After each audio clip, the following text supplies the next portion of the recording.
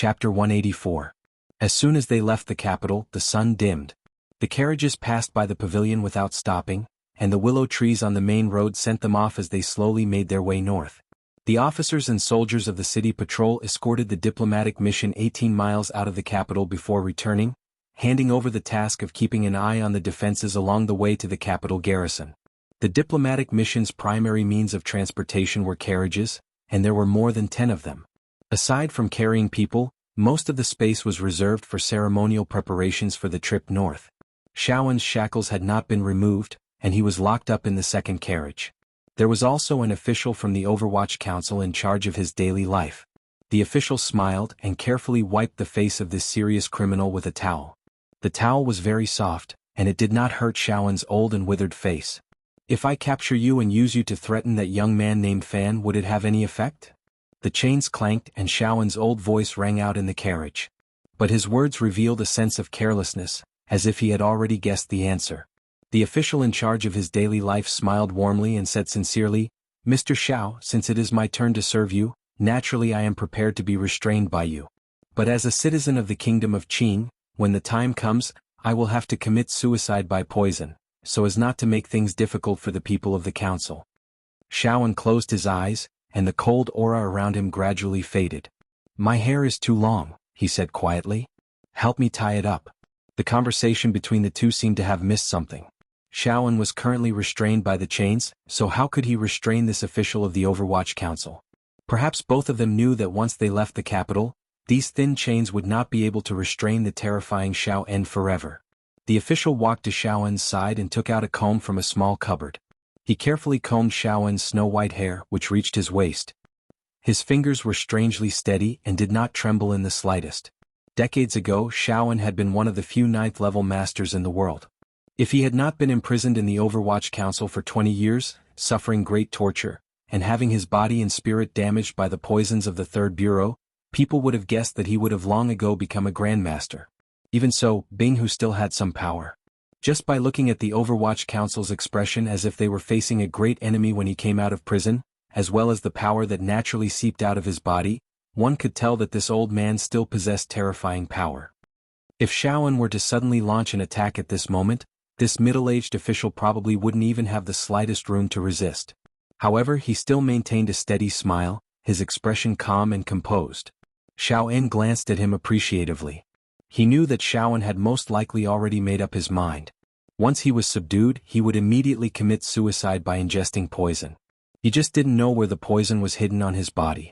"Is the Qing kingdom really so good that you would willingly and even happily guard me, a demon, by my side?" This was something that Shaoen had always been puzzled about. The bureaucracy of the Qing kingdom was clearly corrupt, and yet the Northern Wei kingdom that he had once served had fallen apart overnight. Although part of this was because he and Zhang Qingfeng had been captured and lost their power, the Qing kingdom's military strength was still so tyrannical that it was somewhat illogical. The middle-aged official respectfully said, "If I die, the council will take care of my family's future. When my child turns 12, he can receive honors, and I believe that Sir Fan Jr. will help me take care of him. Sir Fan Jr. is very rich. My life can be exchanged for so many things. It is truly worth it." Shaoen flexed his wrists and the sound of chains rang out again. He was a little annoyed. "Still the same old tricks. What is your name?" The middle-aged official laughed and replied, "My name is Wang Qinian." Shaoen's carriage was the second in line. Fan Xian lifted the curtain of the driver's side and squinted at the carriage. He waved his hand to call over a tiger guard and quietly asked, "How are the people next to the carriage?" What were the tiger guards? This was back to the second conversation between Count Sinan and Director Chen Pingping outside the palace. In short, Minister Fan could not help but allocate a small portion of his secret power to the diplomatic mission just as his son was about to leave the country. These tiger guards were all extremely powerful. Although they could not compare to the 6th Bureau of the Overwatch Council in terms of killing, and could not compare to the 5th Bureau in terms of collective fighting power, these tiger guards were all carefully selected individuals. There was no need to doubt their loyalty to their master, and there was an indescribable fierceness about them. Of course, Fan Xian could vaguely guess that these tiger guards were actually controlled by his father on behalf of the emperor. Perhaps they also served to keep the Overwatch Council in check. But the power that kept the Overwatch Council in check was clearly not limited to the Tiger Guards. For Count Sinan to send these 7 Tiger Guards to accompany his son north, He must have received permission from the palace. Beside the first carriage was the leader of the Tiger Guards, surnamed Gouda. He respectfully replied, "Rest assured, young master. Although there are no people from the 6th Bureau, we can guarantee our safety." Because these Tiger Guards were nominally Minister Fan's private armed forces, he addressed Fan Xian as young master rather than sir. But Fan Xian still felt it was a little strange and he smiled. The soldiers of the Jingdo garrison surrounded and protected this strange diplomatic mission as they slowly advanced north. The armored soldiers were a little silent. After all, this was an idle mission. But the generals who knew the inside story were a little uncomfortable. Their silence represented a kind of humiliation. For more than a decade, the reigning emperor had led the armies of the kingdom of Qing on expeditions to the east and to the west. They had never suffered a single defeat, and the kingdom of Qing's army had long since become accustomed to victory. Last year, in what was defined as an impulsive border war, the kingdom of Qing was still the victor. But no one could have imagined that the victorious kingdom of Qing would be forced to make such a huge concession because of some very despicable matter, sending Xiao En back north with both hands. The rumors that Fan Xian had spread throughout the capital had long since spread to every corner of the world. So these generals also knew of the sinister role that the eldest princess had played in this matter. The military's dissatisfaction with the royal family seemed to be concentrated on that beautiful and crazy royal woman. This was something that Fan Xian still had no way of figuring out. Although the eldest princess was crazy, she was not stupid. What benefit did she gain from selling Mr. Yen, the head of Qing's northern spies, to northern Qi? If it was just to have Zhuang Mohan come to the capital to humiliate him, Fan Xian certainly did not believe that he had such an important position. If the eldest princess was seeking outside help from northern Qi for the sake of the future struggle for the throne, wouldn't this offend the majority of the military? No matter how he looked at it, this was a deal that did not make up for the losses. The diplomatic mission's carriages had already traveled north for half a day. The sun gradually sank into the mountains and the light grew dimmer. The carriages began to rest by the edge of a large forest. The deputy commander of the diplomatic mission came to ask for instructions. According to the rules, the diplomatic mission should stop for the night at a relay station 3 miles ahead. Fan Xian thought for a while and then shook his head. He ordered that they stop there for now and that they would discuss it later. He then got out of the carriage, stretched the numbness that came with being immobile for so long, and strolled to the rear. The leader of the Tiger Guards, hand on his long knife, silently followed behind him. Fan Xian looked down and noticed that the Tiger Guard's knife was strangely long. He couldn't help but ask curiously, "Will it be inconvenient to draw it?" Under Wu Zhu's guidance, he paid particular attention to reaction speed in battle. He knew that the longer the weapon, the slower the weapon's owner's reaction would be. The leader of the Tiger Guards, Gouda, raised his long knife and calmly presented it to Fan Xian. He explained, "There's a mechanism so we can draw the knife faster. Because I'm mainly responsible for covering and intercepting, the 7 Tiger Guards in this party all use long knives. We just want to increase the killing range." Fan Xian nodded, indicating that he should not follow. By now he had already reached the side of the second carriage. He gently twitched his nose, as if he could faintly smell the scent of blood and ice coming from the carriage. He couldn't help but smile, thinking that if Wang Qinian and that old freak continued to stay together, they would eventually go crazy. Sure enough, as soon as he saw Fan Xian enter the carriage, Wang Qinian stood at the door of the carriage with a pained expression. "Sir, when can I rest?" "Wait for another 2 days." Fan Xian smiled and patted his shoulder. "Has Xiaoen made any strange moves?" Wang Qinian shook his head and calmly recounted Xiaoen's every move for the past half an hour to Sir Fan. Fan Xian listened calmly. He knew that Wang Qinian's words would certainly fall into Xiaoen's ears, but he was not worried. After a while, he quietly said, "I'll go in and take a look." "It's dangerous." Wang Qinian shook his head disapprovingly. "The sick tiger is still a tiger. Although Xiaoen is not as strong as he was once a 9th-level fighter. If you're not careful and he captures you, what should we do?" Fan Xian replied, "Don't worry. Xiaoen is not an idiot. We're only a few miles from the capital. If he tries anything strange at this time, he'll be seeking his own death." Of course he knew of Xiaoen's terrifying power. What did a 9th-level fighter mean? He only had to think of the time when he had snuck into the palace at night, and Yan Xiaoyi's arrow, which seemed to come from beyond the heavens, to understand. "And we'll be traveling together for a long time. Am I not going to see him?" Fan Xian laughed. In the gloomy carriage, Xiaoen's face was gloomy. His white hair had long since been tied up. Fan Xian held the small box he was carrying. He lifted the curtain and entered with a smile. "Mr. Xiao, we're going to northern Qi Shangjing. It's a long way. Let's get some food and water first." Xiao En slowly opened his eyes and a cold light flashed in them. He smiled. "Thank you for your hard work, Sir Fan." Fan Xian did not seem to fear Xiao En's methods at all. With a face full of smiles, he opened the lunchbox and carefully fed the desserts to the old man's still somewhat dry lips. Then he fed him some water. After a moment of silence, Xiao En suddenly said, "These poisons are useless." Chapter 185. Naturally, the pastries contained Fan Xian's meticulous concoctions. They were essential for every household, and on this trip to the north, he could not afford to miss out on some good poison. Given Xiao En's status, he would not resort to trickery. Seeing that Xiao En had seen through him, Fan Xian smiled bitterly. "I believe that this powder has no smell at all. How did Mr. Xiao En detect it?"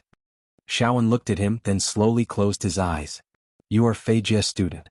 No matter how you try to come up with your own ideas, you cannot escape Fei Jie's domain. In your prison, I ate Fei Jie's poisons for more than 10 years. He and Qin Pingping could not bear to kill me, so they could only use these poisons to damage my meridians.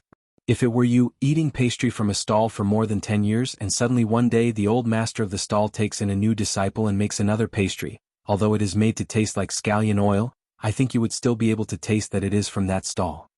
Deep in Fan Xian's heart, he sighed and said, "It's probably because the amount of flour and water at each stall is different." "Yes." Xiao En smiled, but his smile was chilling. "It is the same with poisons. For an old man like me, the taste of poisons is no longer about the taste but the texture." Fan Xian opened his mouth wanting to say something. In the end he just smiled and sighed. "What kind of realm is this?" "This is the realm of eating poisons as if they were rice." Since Xiao En could taste the poison in the pastries and still ate them calmly, the poison must have had no effect. Fan Xian continued with a smile. "There are 3 great masters of poisons in the world. My teacher is one and the other is dead. I almost forgot that Mr. Xiao En was one of the 3. You have overestimated yourself." Xiao En flexed his wrists, and the chains clanked as Fan Xian delivered fresh water into his hands. After finishing the bowl of water, Xiao En suddenly closed his eyes and smiled. "What if I have to go to the toilet?" "There is a toilet in the carriage. The sun is good outside. The sun has already set. It is good to see the night sky of the kingdom of Qing. The night is cold and the dew is heavy. Sir, you are old. You should stay in the carriage and rest."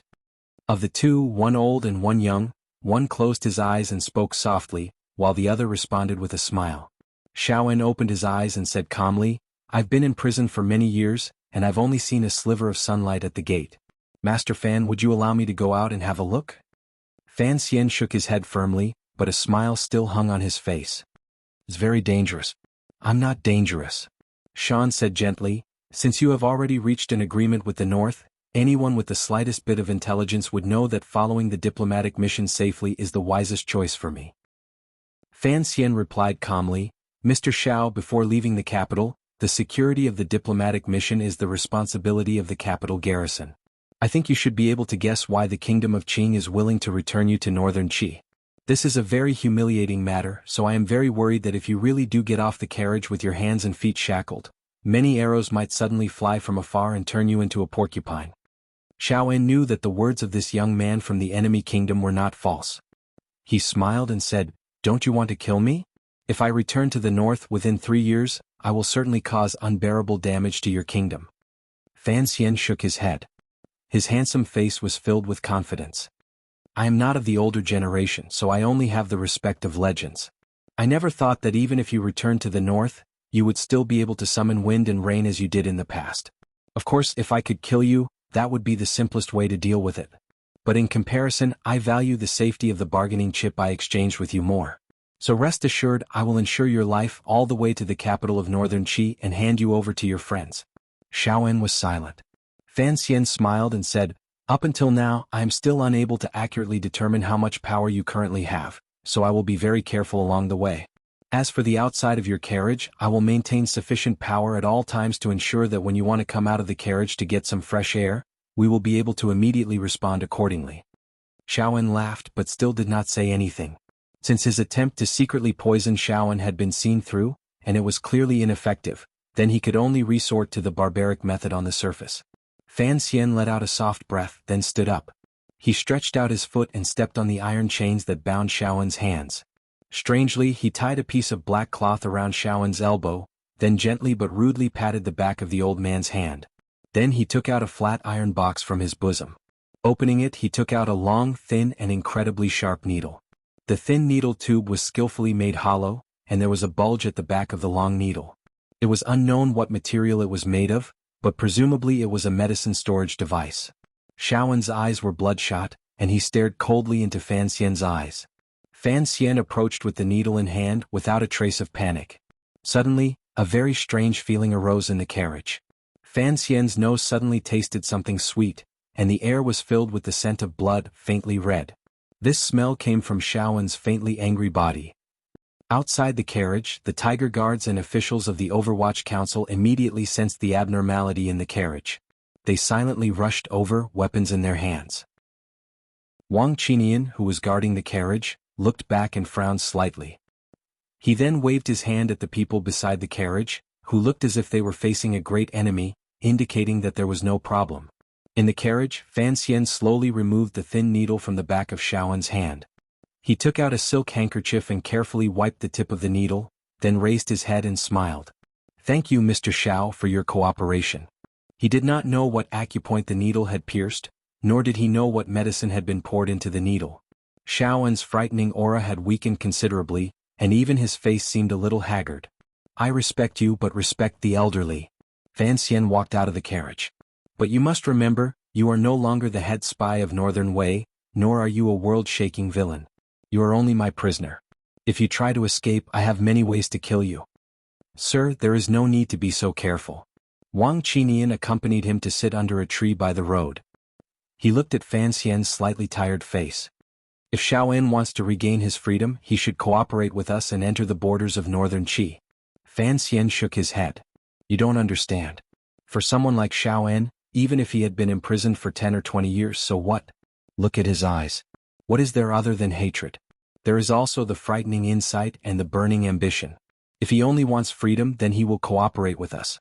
But if he wants more, then he will certainly find a way to escape.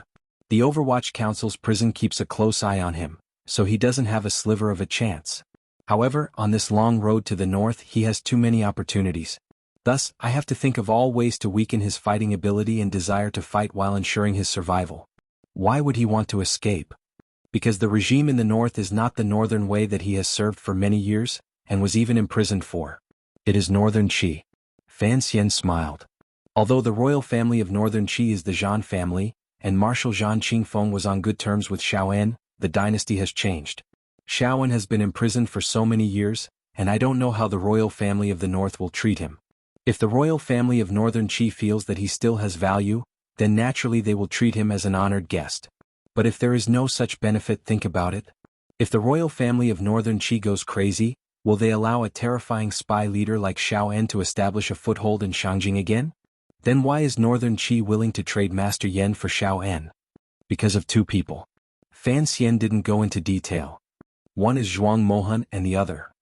I guess it should be that famous northern general called Shang Shanhu.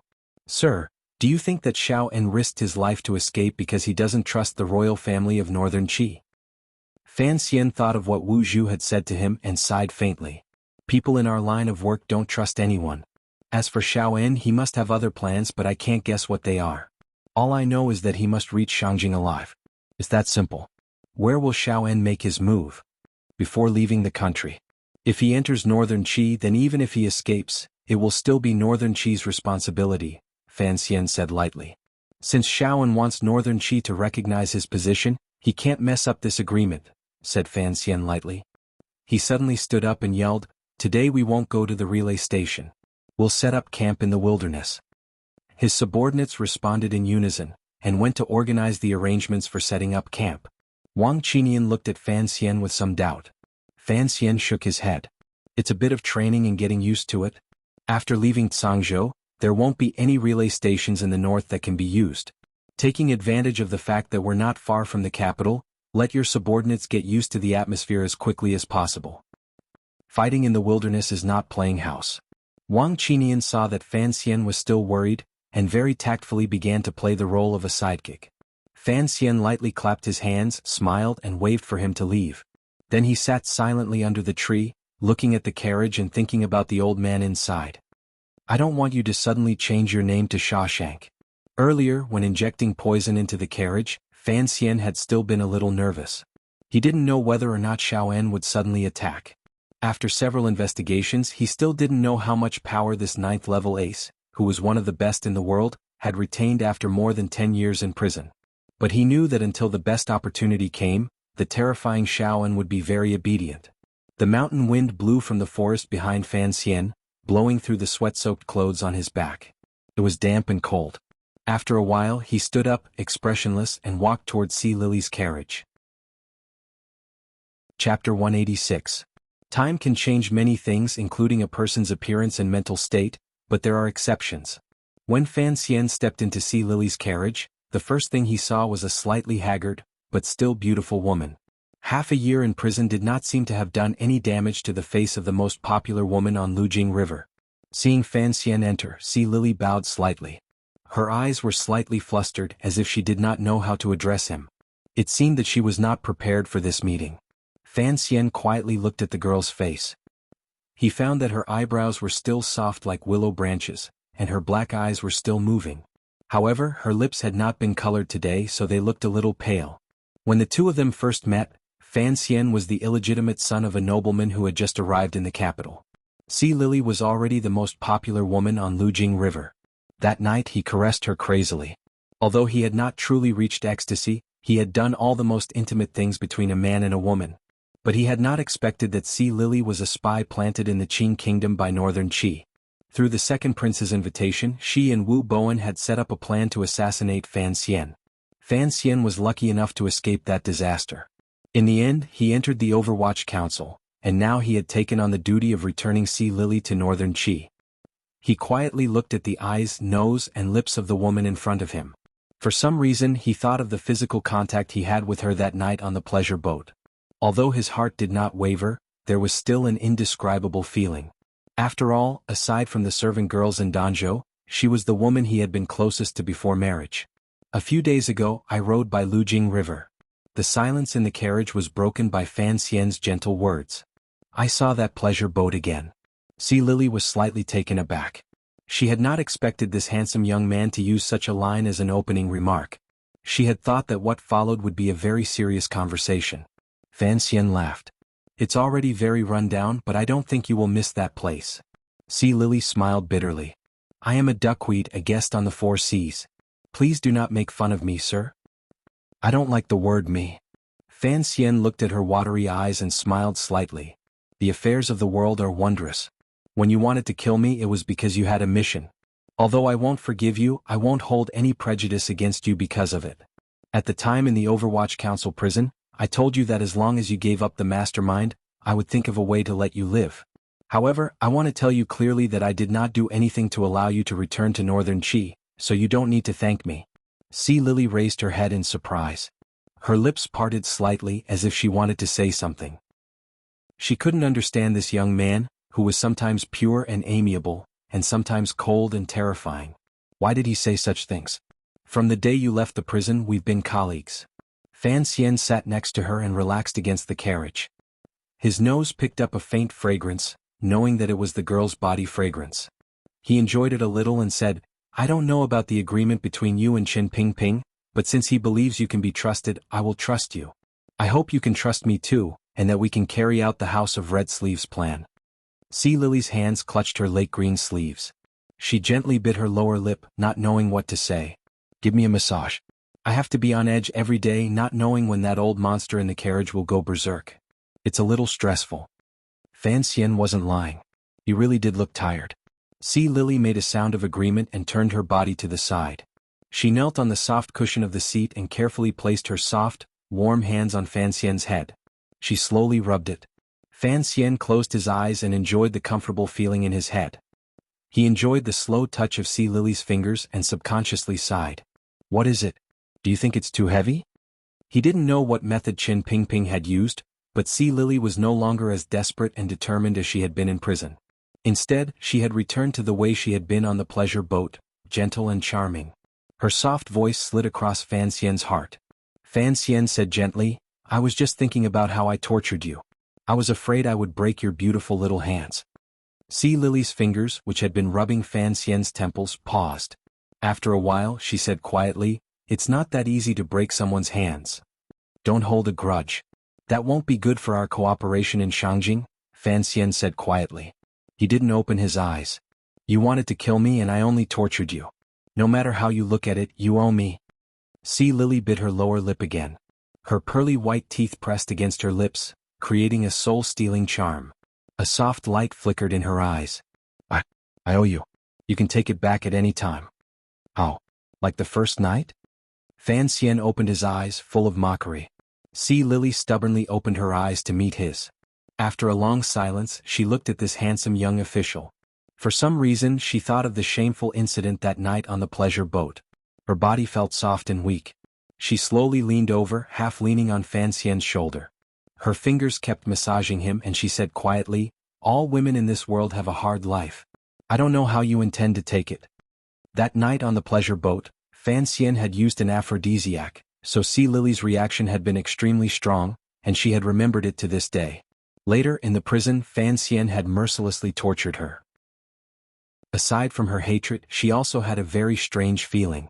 Fan Xian felt a springy softness on his right shoulder. Without thinking, he knew it was Sea Lily's soft chest. He thought she was trying to seduce him, so he took a deep breath to calm his mind. Unexpectedly, he inhaled the faint fragrance of a young woman. His heart stirred. He turned his head and smiled. Where did that Sea Ling go? He's still locked up in the capital. Sea Lily's face showed no expression. It seemed that Sea Ling wasn't her real family. Fan Xian became more and more curious. What method had Qin Pingping used to make Sea Lily listen to the Overwatch Council? He thought for a moment, then frowned. You're not a pitiful person. At least, the young emperor of Northern Qi still remembers you. Sea Lily furrowed her brows and sighed. How long will it last if you use your looks to influence others? That's what I'm confused about. Fan Xian smiled. I don't know if you can tell me in detail about your past with the emperor of Northern Qi, so that when we get to Shangjing, we can make arrangements for you to enter the palace. The so-called Red Sleeve Plan in Fan Xian's eyes was just another version of Shishi's entry into Wu. From the contents of this secret agreement, it could be seen that the emperor of Northern Qi had some affection for Sea Lily. Otherwise, he wouldn't have deliberately emphasized her return. But Sea Lily's background was a bit low. Even if Northern Qi respected her for her service to the country, it was only respect. Compared to the kingdom of Qin, Northern Qi paid more attention to one's birth and bloodline. They couldn't allow a woman who had once been a prostitute to enter the palace. Sea Lily didn't seem to want to talk about the past. She only lowered her head and said quietly, Master Fan, don't worry.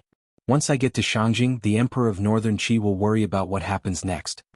The carriage once again fell silent. Fan Xian sat beside the woman, smelling her faint fragrance. For some reason he regretted leaving her fingers earlier. After sitting quietly for a while, he slowly opened his mouth and said, Then rest well, Mississippi. Unexpectedly, Sea Lily spoke at the same time. Master, do you want a massage? That's fine, Fan Xian replied quickly. All right.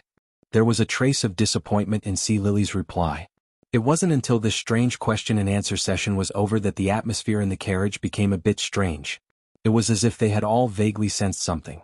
A wave of ambiguity began to brew, and the air gradually grew warmer. Sea Lily bit her lower lip again and knelt on the chair. She pressed down on Fan Xian's shoulders with both hands, secretly applying pressure. She thought to herself that she just didn't want to stay alone in the carriage, so she was willing to serve her enemy. Fan Xian smiled, feeling the soft body of the woman behind him. He thought to himself, not only does this woman not hold a grudge, but she's purposely trying to please me. What? Could it be that she likes me? As soon as he made this guess, Fan Xian hurriedly slapped himself in the face. He warned himself that although he was Pan-in, he wasn't someone who emitted the scent of an aphrodisiac. Why did he want to stay in Sea Lily's carriage? Fan Xian frowned, trying to find an answer to convince himself. Perhaps there was some unease in his heart about going to Northern Qi, or perhaps it was because Shaoan was too ugly, or perhaps he was nothing at all. He was a normal man, and Sea Lily was a beautiful woman whose naked body he had once touched. Wanting to stay with her was a very normal thing. Fan Xian didn't linger long in the land of tenderness. He considered himself a lustful man, but he was also a man of unswerving determination. He wouldn't be unable to extricate himself from the tenderness. He just let Sea Lily massage his body to get rid of some of his tiredness, and then he stepped out of the carriage. Wang Qinian went to greet him and accompanied him to the back of the envoy's carriage. He said quietly, "Master, be careful of the eyes and ears around you. After all, Sea Lily will be given to the Emperor of Northern Qi. In the future you will be staying in the carriage for so long. Let me clear the area first, lest any rumors spread to Shangjing and affect your future plans." Fan Xian knew that his confidant was thinking the wrong thing, but he didn't say anything. He just gently rubbed his temples. Chapter 187. After leaving the capital, the diplomatic mission immediately sped up. Along the way, they were no longer accompanied by the disdainful gazes of the garrison generals from afar. The members of the diplomatic mission, including the officials of the Overwatch Council, appeared to be much more relaxed. It was now the third month of spring, and the further north they went, the richer the colors of spring became. It was truly a strange sight. Along the way there were local officials who received them. They all knew that this diplomatic mission was headed to Northern Qi, and naturally, none of the officials dared to slight them. Furthermore, the leader of this diplomatic mission was the famous Sir Fan Jr., so the local officials were especially attentive in receiving them. Although they did not dare to delay the diplomatic mission schedule, every time they arrived there was always a feast. Beautiful women came to keep them company, and at the banquet, there was no stopping flattery for Fan Xian.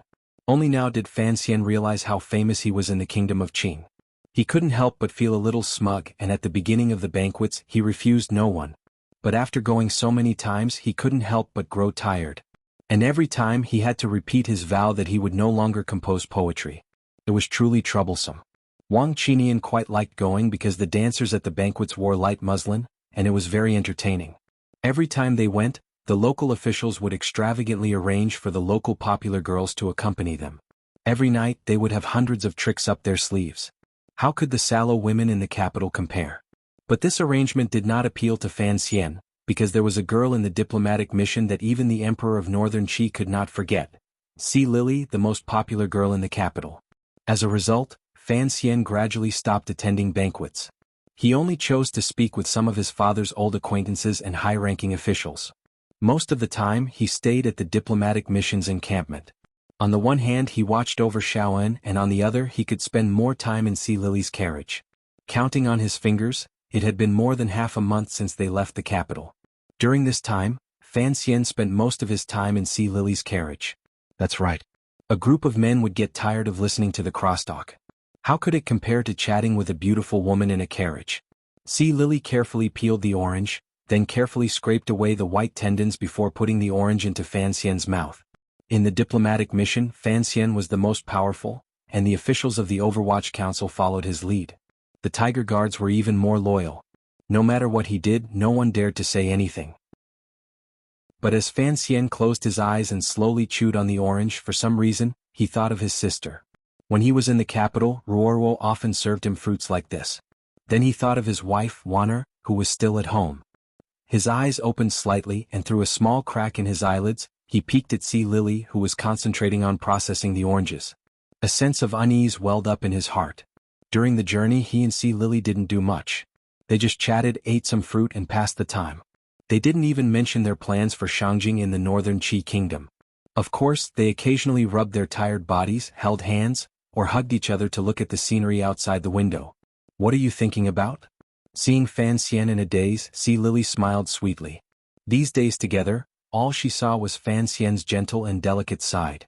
She had actually forgotten the horrible scene of him bullying the weak in the celestial prison. The girl seemed to like the feeling of sitting and chatting in the carriage. Deep in her heart, she secretly hoped that the journey would never end. I'm thinking, you've been taking good care of yourself these days. Your plumpness is gradually returning. Fan Xian teased. When we first left the capital, your body made my hands hurt. Sea Lily blushed slightly. Then don't touch me. Fan Xian smiled and took her hand. Holding her wrist, he pulled her into his arms. His palm slowly stroked her body. You don't like it? I've had a hard life. You bullied me, drugged me on the pleasure boat, tortured me in the celestial prison, and now I can't escape your evil clutches in this carriage. Sea Lily said this, but her whole body was in Fan Xian's arms. She felt that this young man's embrace was very warm and she didn't want to leave. She felt Fan Xian's hand moving on her bottom through her clothes. Her heartbeat was a little erratic. Her red lips opened slightly, and she blew into Fan Xian's ear. Fan Xian's ear felt hot and itchy, and his palm unconsciously tightened. Sea Lily called out softly, her voice like silk. She panted softly in his ear. Take me. Going to Shangjing won't end well anyway. After a moment, Fan Xian smiled and jumped out of the carriage. There was a hint of strangeness in his smile. There was poison in Sea Lily's body, a slow-acting poison. Fan Xian had long found out that it had been planted by the Overwatch Council in advance. Fan Xian had seen this poison in the books teacher Fei had left behind, but he had never seen it in real life. This poison would slowly spread through a woman's body and then spread to a man through intercourse. As long as the Northern Qi Emperor and Sea Lily slept together, he could be infected with this poison.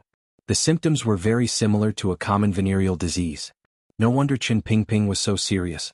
It turned out that the House of Red Sleeves was not a copy of Shishir entering Wu, but a plan to poison people. There was no cure for this poison, but it could effectively weaken a person's body and mind. Think about it, if the Northern Qi Emperor really loved Sea Lily, and spent every night with her, he would soon fall seriously ill.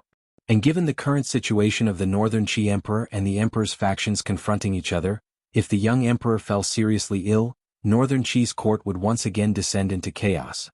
Fan Xian sighed. Sea Lily knew there was poison in her body, but she thought it was just a method the Overwatch Council used to control her. She didn't know it could be transmitted to the men she slept with. What made him uncomfortable was that Qin Pingping hadn't told him about this. If he hadn't felt something strange when he was intimate with Sea Lily, he wouldn't have discovered it. Of course, even if he had been infected with this poison, he could immediately be cured, but the feeling of being kept in the dark was still not good. The House of Red Sleeves? He smiled bitterly in his carriage. So it's the House of White Sleeves to summon the soul.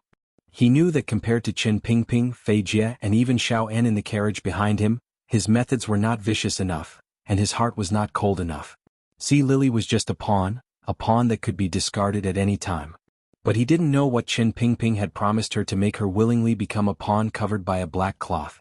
But what truly shocked Fan Xian was something else. This was the real reason why nothing had actually happened between Fan Xian and Sea Lily for more than 10 days. Sea Lily was still a virgin. The diplomatic mission had already arrived in the northern part of the Kingdom of Qin.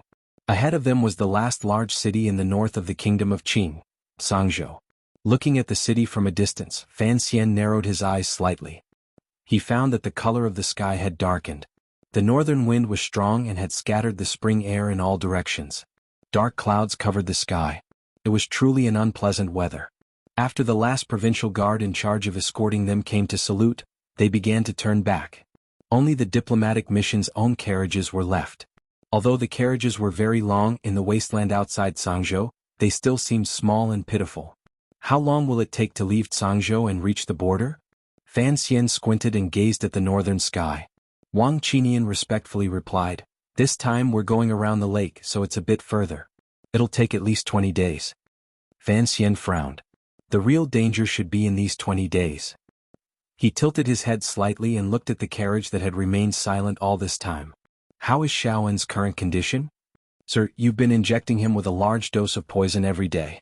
I'm guessing he's been working hard to force the poison out, so he's been very quiet. Ever since he woke up a few days ago, he's become very quiet. It seems he's thinking about something. Be careful." Fan Xian sniffed. It seemed that the smell of blood in the carriage was getting stronger. "Yes, sir." Wang Qinian asked for instructions. "The provincial guard has already retreated. The Zhangzhou army is not at ease. Sir, you know what happened last time when Sea Lily was escorted back to the capital?" Fan Xian smiled. "Don't worry. Once we pass Zhangzhou, we'll be the most at ease in terms of escorting them. I'm only worried about the internal problems of the diplomatic mission." As soon as he finished speaking, a group of cavalry appeared on a low hill far away from the edge of the wasteland. There were about 500 of them and they were all wearing black armor. Under the dim sunlight, they emanated a cold, murderous aura. Wang Qinian smiled. "So the Black Knights are here. Then there's nothing to worry about." A gust of wind blew past, causing the gravel on the ground to roll. Wang Qinian and Fan Xian prepared to board the carriage and head toward Sangzhou. Fan Xian suddenly stopped and slowly turned his head. He found that Sea Lily had already stepped out of the carriage and was standing beside it, looking at him with a perplexed expression. Get someone to give Miss C more clothes. The further north we go, the colder it gets. Spring comes so damn late. Fan Xian seemed to speak calmly, but his heart trembled. These days he had rarely seen Sea Lily's carriage. Wang Qinian looked at Fan Xian strangely, then waved his subordinates away. There were 3 handmaidens in the diplomatic mission. They were there to serve Sea Lily, the future wife of the Emperor of Northern Qi.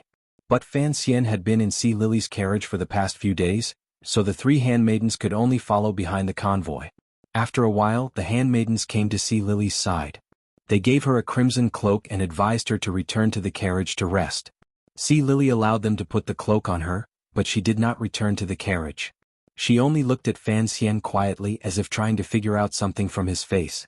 The black knights in the distance, the frail woman in the crimson cloak close by, and the pale white sun hanging in the sky, it was a beautiful picture, but one that made one's heart feel powerless.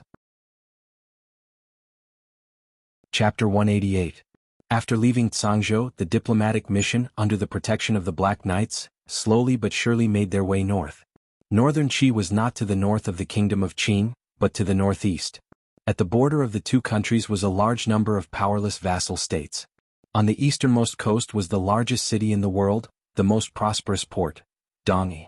The route the diplomatic mission chose did not pass through the vassal states, because the more cities they passed through, the harder it would be to guard against them. Of course, the secret agreement between the 2 countries could not be carried out by Dongyi. If the once demented Sigurjian suddenly went crazy and provoked a war between the 3 countries, who could bear the consequences? So the diplomatic mission followed the wasteland north, and then took a detour to the east at the Great Lake. Although the journey was a little long, it was quiet. Aside from a few mounted brigands, there shouldn't be any powerful forces with ill intentions. Silence. Xiaoen was silent. Sea Lily was silent.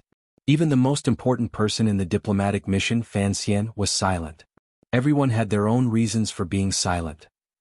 Fan Xian pulled the needle out of Xiaoen's hand and carefully examined the old man's weary face.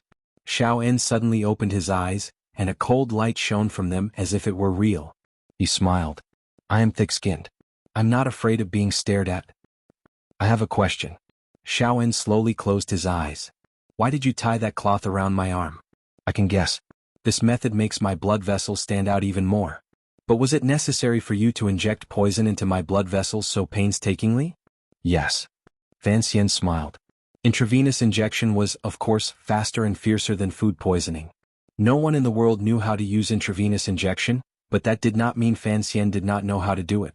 The terrifying Xiaoen in front of him could not be affected by ordinary poisons, and his jinqi was too astonishing. Only an intravenous injection would be effective. Xiaoen frowned. After a while he suddenly said, This method seems familiar and I must admit, it is very effective. Unfortunately, I am really old and have forgotten who it was. Fan Xian was shocked, but his face showed no reaction. He smiled. Take your time, Mr. Xiao. Those cavalrymen in the distance should be Qin Pingping's underlings, right? Xiaoen suddenly said in a very casual tone. Fan Xian was slightly taken aback. He remembered that his carriage had no windows on either side, and that it was separated by a layer of iron plates. It was amazing that Qin Pingping knew about the situation of the Black Knights in the distance. He replied warmly, It is the Black Knights. That year's 1,000-mile raid was carried out by the ancestors of this cavalry. He was referring to the time many years ago, when Qin Pingping had led the Black Knights to abduct Xiaoen from his wedding. That incident was the greatest humiliation Xiaoen had ever suffered in his life, and it had left him with an indelible wound. When are you going to kill me? Xiaoen asked in a very ordinary tone. There was not a trace of emotion in his voice. There was some kind of psychological hypnosis hidden in this series of questions. If it was an ordinary person, they might have subconsciously fallen into the trap. But Fan Xian was not an ordinary person. He was a little surprised and said, What? Shan smiled faintly, and a faint redness appeared in his squinted eyes. I think Qin Pingping would not want me to return to the north. Fan Xian shook his head. I don't care about the thoughts of the older generation. As long as I do my job well, that's all. You are a very good young man. Xiaoen looked at him calmly. He slowly moved his wrist and put the heavy iron chain on the table. Why do you say that, Mr. Xiao? We traveled together for many days. Although Master Fan often stayed in that girl's carriage, you did not forget your duty because you were greedy for the pleasures of the night. Xiaoen said calmly, The key is that you train twice a day in the morning and at night. You never stopped. This kind of perseverance, even when I was young, was far inferior to you. Fan Xian smiled. Clumsy birds fly early. I know my strength is not enough and my talent is not enough. Naturally, I have to train more. Xiao En shook his head. Your talent is very good and your strength is already very strong. But you have never challenged a truly strong individual, so you have not been able to stimulate the true strength of your body. Fan Xian quietly looked at the old man's aged face. His eyes were as deep as an ancient well. He couldn't help but think to himself, are you the first truly strong individual I will face alone? After leaving Tsangzhou, the diplomatic mission entered the area under the jurisdiction of the Northern Army. This was a grassland and the military camp was 100 miles away. Fan Xian did not want to encounter the superior 9th level Yan Xiaoyi, so the diplomatic mission naturally took a detour. In any case, with the protection of the Black Knights along the way, no one in the world would dare to do anything to them. A few days ago there had been a few mountain bandits who had sent scouts to investigate, but seeing the power of the diplomatic mission and the Black Knights in front of them, they had long since retreated into the mountains in fear, not daring to come out for months. Xiao En remained silent and so did Sea Lily. She gradually became more and more haggard. Fan Xian looked coldly at the two people he had escorted, but he didn't know what he was thinking. After these days together, for some reason he felt a little pity for Sea Lily. First, he felt pity for her past and second he felt pity for her future misfortune. But Fan Xian was confident that his mind was clear. He would not do anything to save something small and lose something big. If something really did happen between him and Sea Lily, then the Overwatch Council's plans in Northern Qi would be a big problem. He didn't know how the young Emperor of Northern Qi knew that Sea Lily was still a virgin. But if he found out that Sea Lily had lost her chastity, then the Red Sleeve plan would naturally be rendered useless. But Fan Xian didn't seem to want to see Sea Lily's somewhat confused face. It seemed that he didn't have enough confidence in himself, so he never boarded Sea Lily's carriage again. Instead, he boarded Xiao En's carriage more often. From this seemingly silent old man, he learned a lot of gossip and Jianghu secrets from many years ago. On the one hand, he really wanted to learn a lot from this once most terrifying spy leader.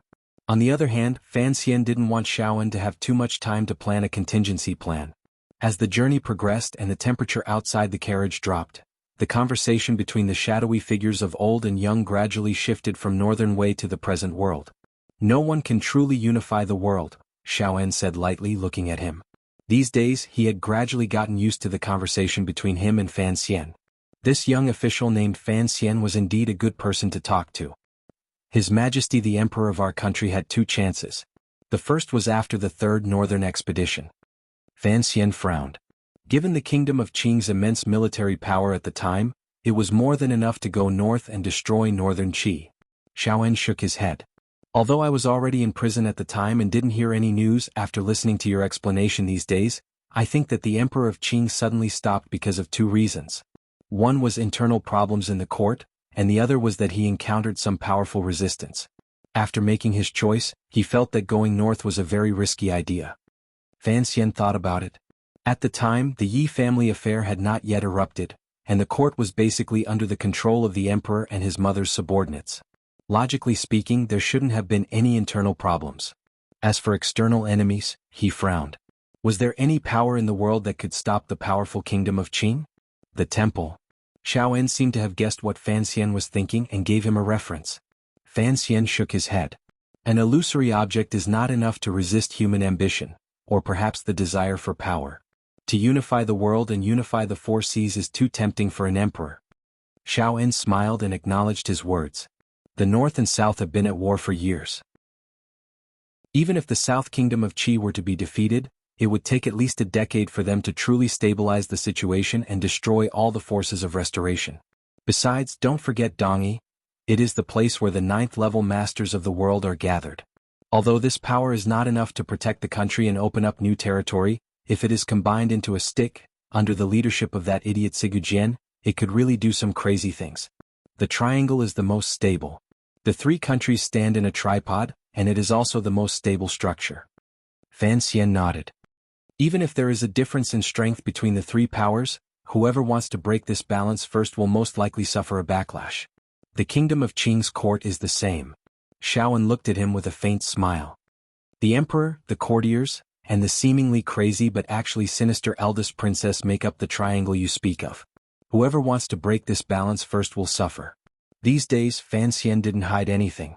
He talked about the affairs of the kingdom of Qing's court. It wasn't a secret, and if this old man didn't die at his hands after returning to northern Qi, there must be many ways to find out. Fan Xian's temples ached faintly. He didn't know why, but he began to miss Sea Lily's gentle fingers. If everyone is smart enough, let's first maintain the current balance, he said quietly. Impossible. Shaoan looked at him. Because you made the first move, the other side must have reacted. I'm willing to bet that the capital has long since become a pot of porridge. Master Fan, when you sent me back to the north, you missed this excitement. It is a pity. Fan Xian was surprised.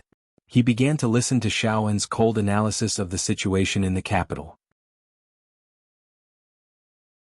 Chapter 189. Jingdou was far warmer than Beijiang. Early in the morning, flowers bloomed on the branches.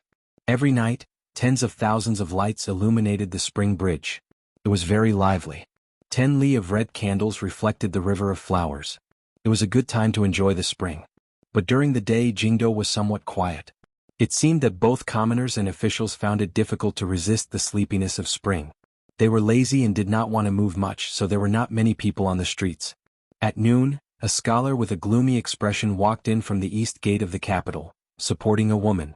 The expressions and movements of these two people did not seem like mother and son. They did not go to live in an inn. Instead, they went directly to an unremarkable manor in the west of Jingdou. Only a few people knew that the true owner of this manor was an imperial censor of the imperial censorate. The sleepiness of spring could not be resisted, but it could be awakened. One day in March, just like the day after the spring examinations, a few bolts of spring thunder struck out of nowhere. A patter of spring rain fell, soaking every building in Jingdou and every alley. After the 4th Bureau of the Overwatch Council returned from Jiangnan to the relevant corrupt officials and salt merchants, the examination hall fraud case was finally concluded. Other than an assistant minister who was sentenced to be exiled 3,000 li, the other 17 officials involved were all sentenced to death. This was the emperor's edict, and the evidence was irrefutable. No faction dared to speak out of turn, and no civil official dared to raise any objections. The Minister of Rights, Guiyu, was also sentenced to death. He was the highest-ranking official to receive the death penalty since the founding of Qing Kingdom. When the news came out, the court was shocked. It was said that even the Empress Dowager went to the emperor's palace to plead for mercy. But after some gentle words from the emperor wiped away some of his tears and changed the sentence to hanging in prison, leaving Guiyu's corpse intact. The Empress Dowager was sad and did not say anything more. Along with Guiyu, there were 16 other officials who went to die. Raindrops slowly fell from the sky and landed on the ground of the usually busiest salt market in Jingdou.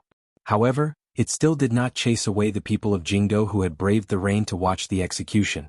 16 officials wearing white robes knelt on the wooden platform that had been set up earlier. Their clothes were long stained with blood. Presumably they had suffered a great deal of torture. These officials, who used to be glamorous, now had defeated expressions.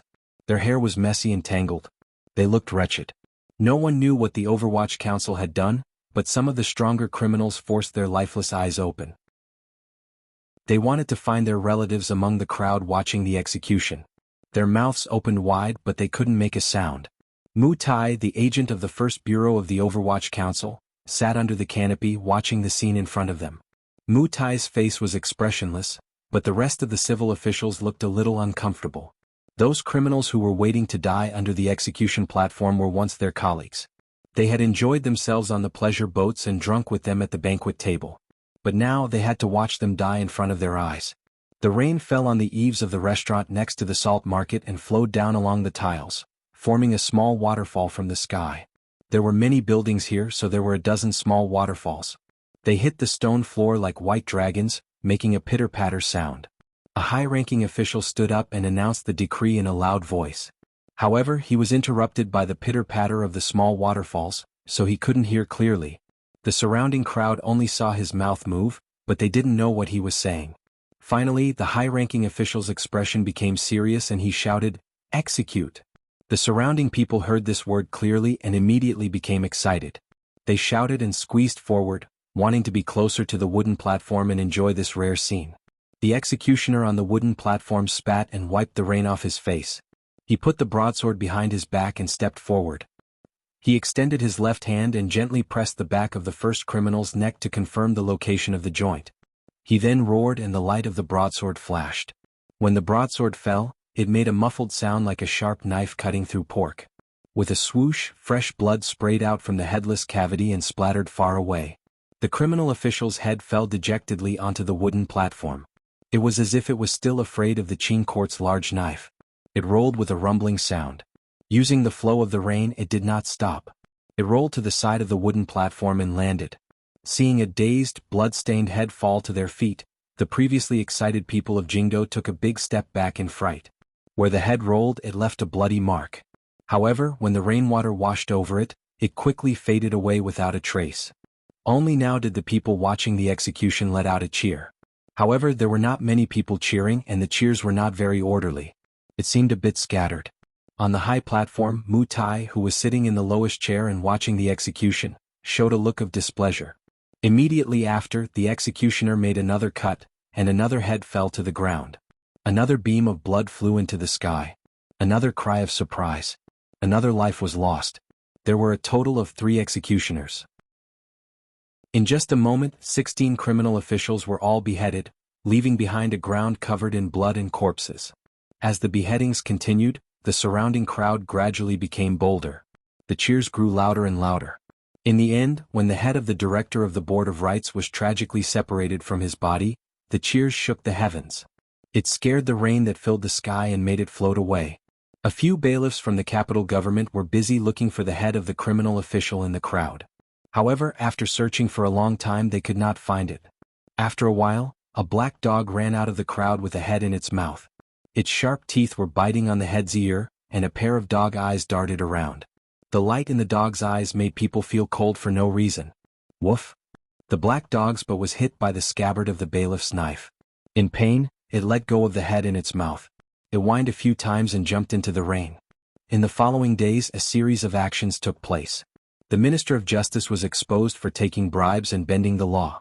The Overwatch Council found gold and silver in his third aunt's courtyard, as well as prohibited items. This was reported to the court and transferred to the Supreme Court. He was stripped of his position and demoted to a judge of Ijo. He was demoted from a first-rank minor to a seventh-rank minor. Ijo was far to the south, and there was a lot of miasma and heat. It was likely that the Minister of Justice Han Jiwei would never return to the capital. On the surface, Imperial Censor Guizheng did not seem to be affected. However, the court still found an excuse to send him to Jiangnan. Although Jiangnan was a beautiful place, the 4th Bureau of the Overwatch Council had people in Jiangnan. It was just a matter of when they wanted to do something to him. The civil officials in the court did not join together to attack the Overwatch Council because of their relationship with the Prime Minister. They also felt that the Overwatch Council had solid evidence and did not act too harshly. However, all the officials knew that this was revenge. This was the Overwatch Council's naked revenge for the incident in the hall of the Ministry of Justice because of Commissioner Fan Xian, who was far away in the north. Revenge and counter-revenge, control and counter-control, until a tacit balance was reached in the end. This was the unchanging theme of the Qing officialdom over the past few decades. So no one expected that when the Overwatch Council and the Prime Minister's vengeance had stopped at a certain limit, the counterattack from Xinjiang and the Empress would still come so quickly. The young scholar mentioned earlier was He Zongwei, who could not participate in the spring examinations because of the death of his father. He was a student of scholar Tseng Wenxiang, and had always been close to the Guo family. He did not expect to hear the explosive news in his hometown. The minister was waiting for death in prison, his family property confiscated, and his good friend Guo Baoquan was nowhere to be found. What angered He Zongwei the most was that the crown prince of the Eastern Palace did not lend a helping hand in this matter. The woman who entered the capital with He Zongwei had an even more bizarre background. She was Wu Boan's wife.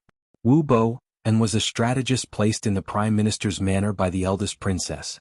Last year, he had persuaded the second son of the Lin family to join forces with Northern Qi in an attempt to assassinate Fan Xian on Yolan Street.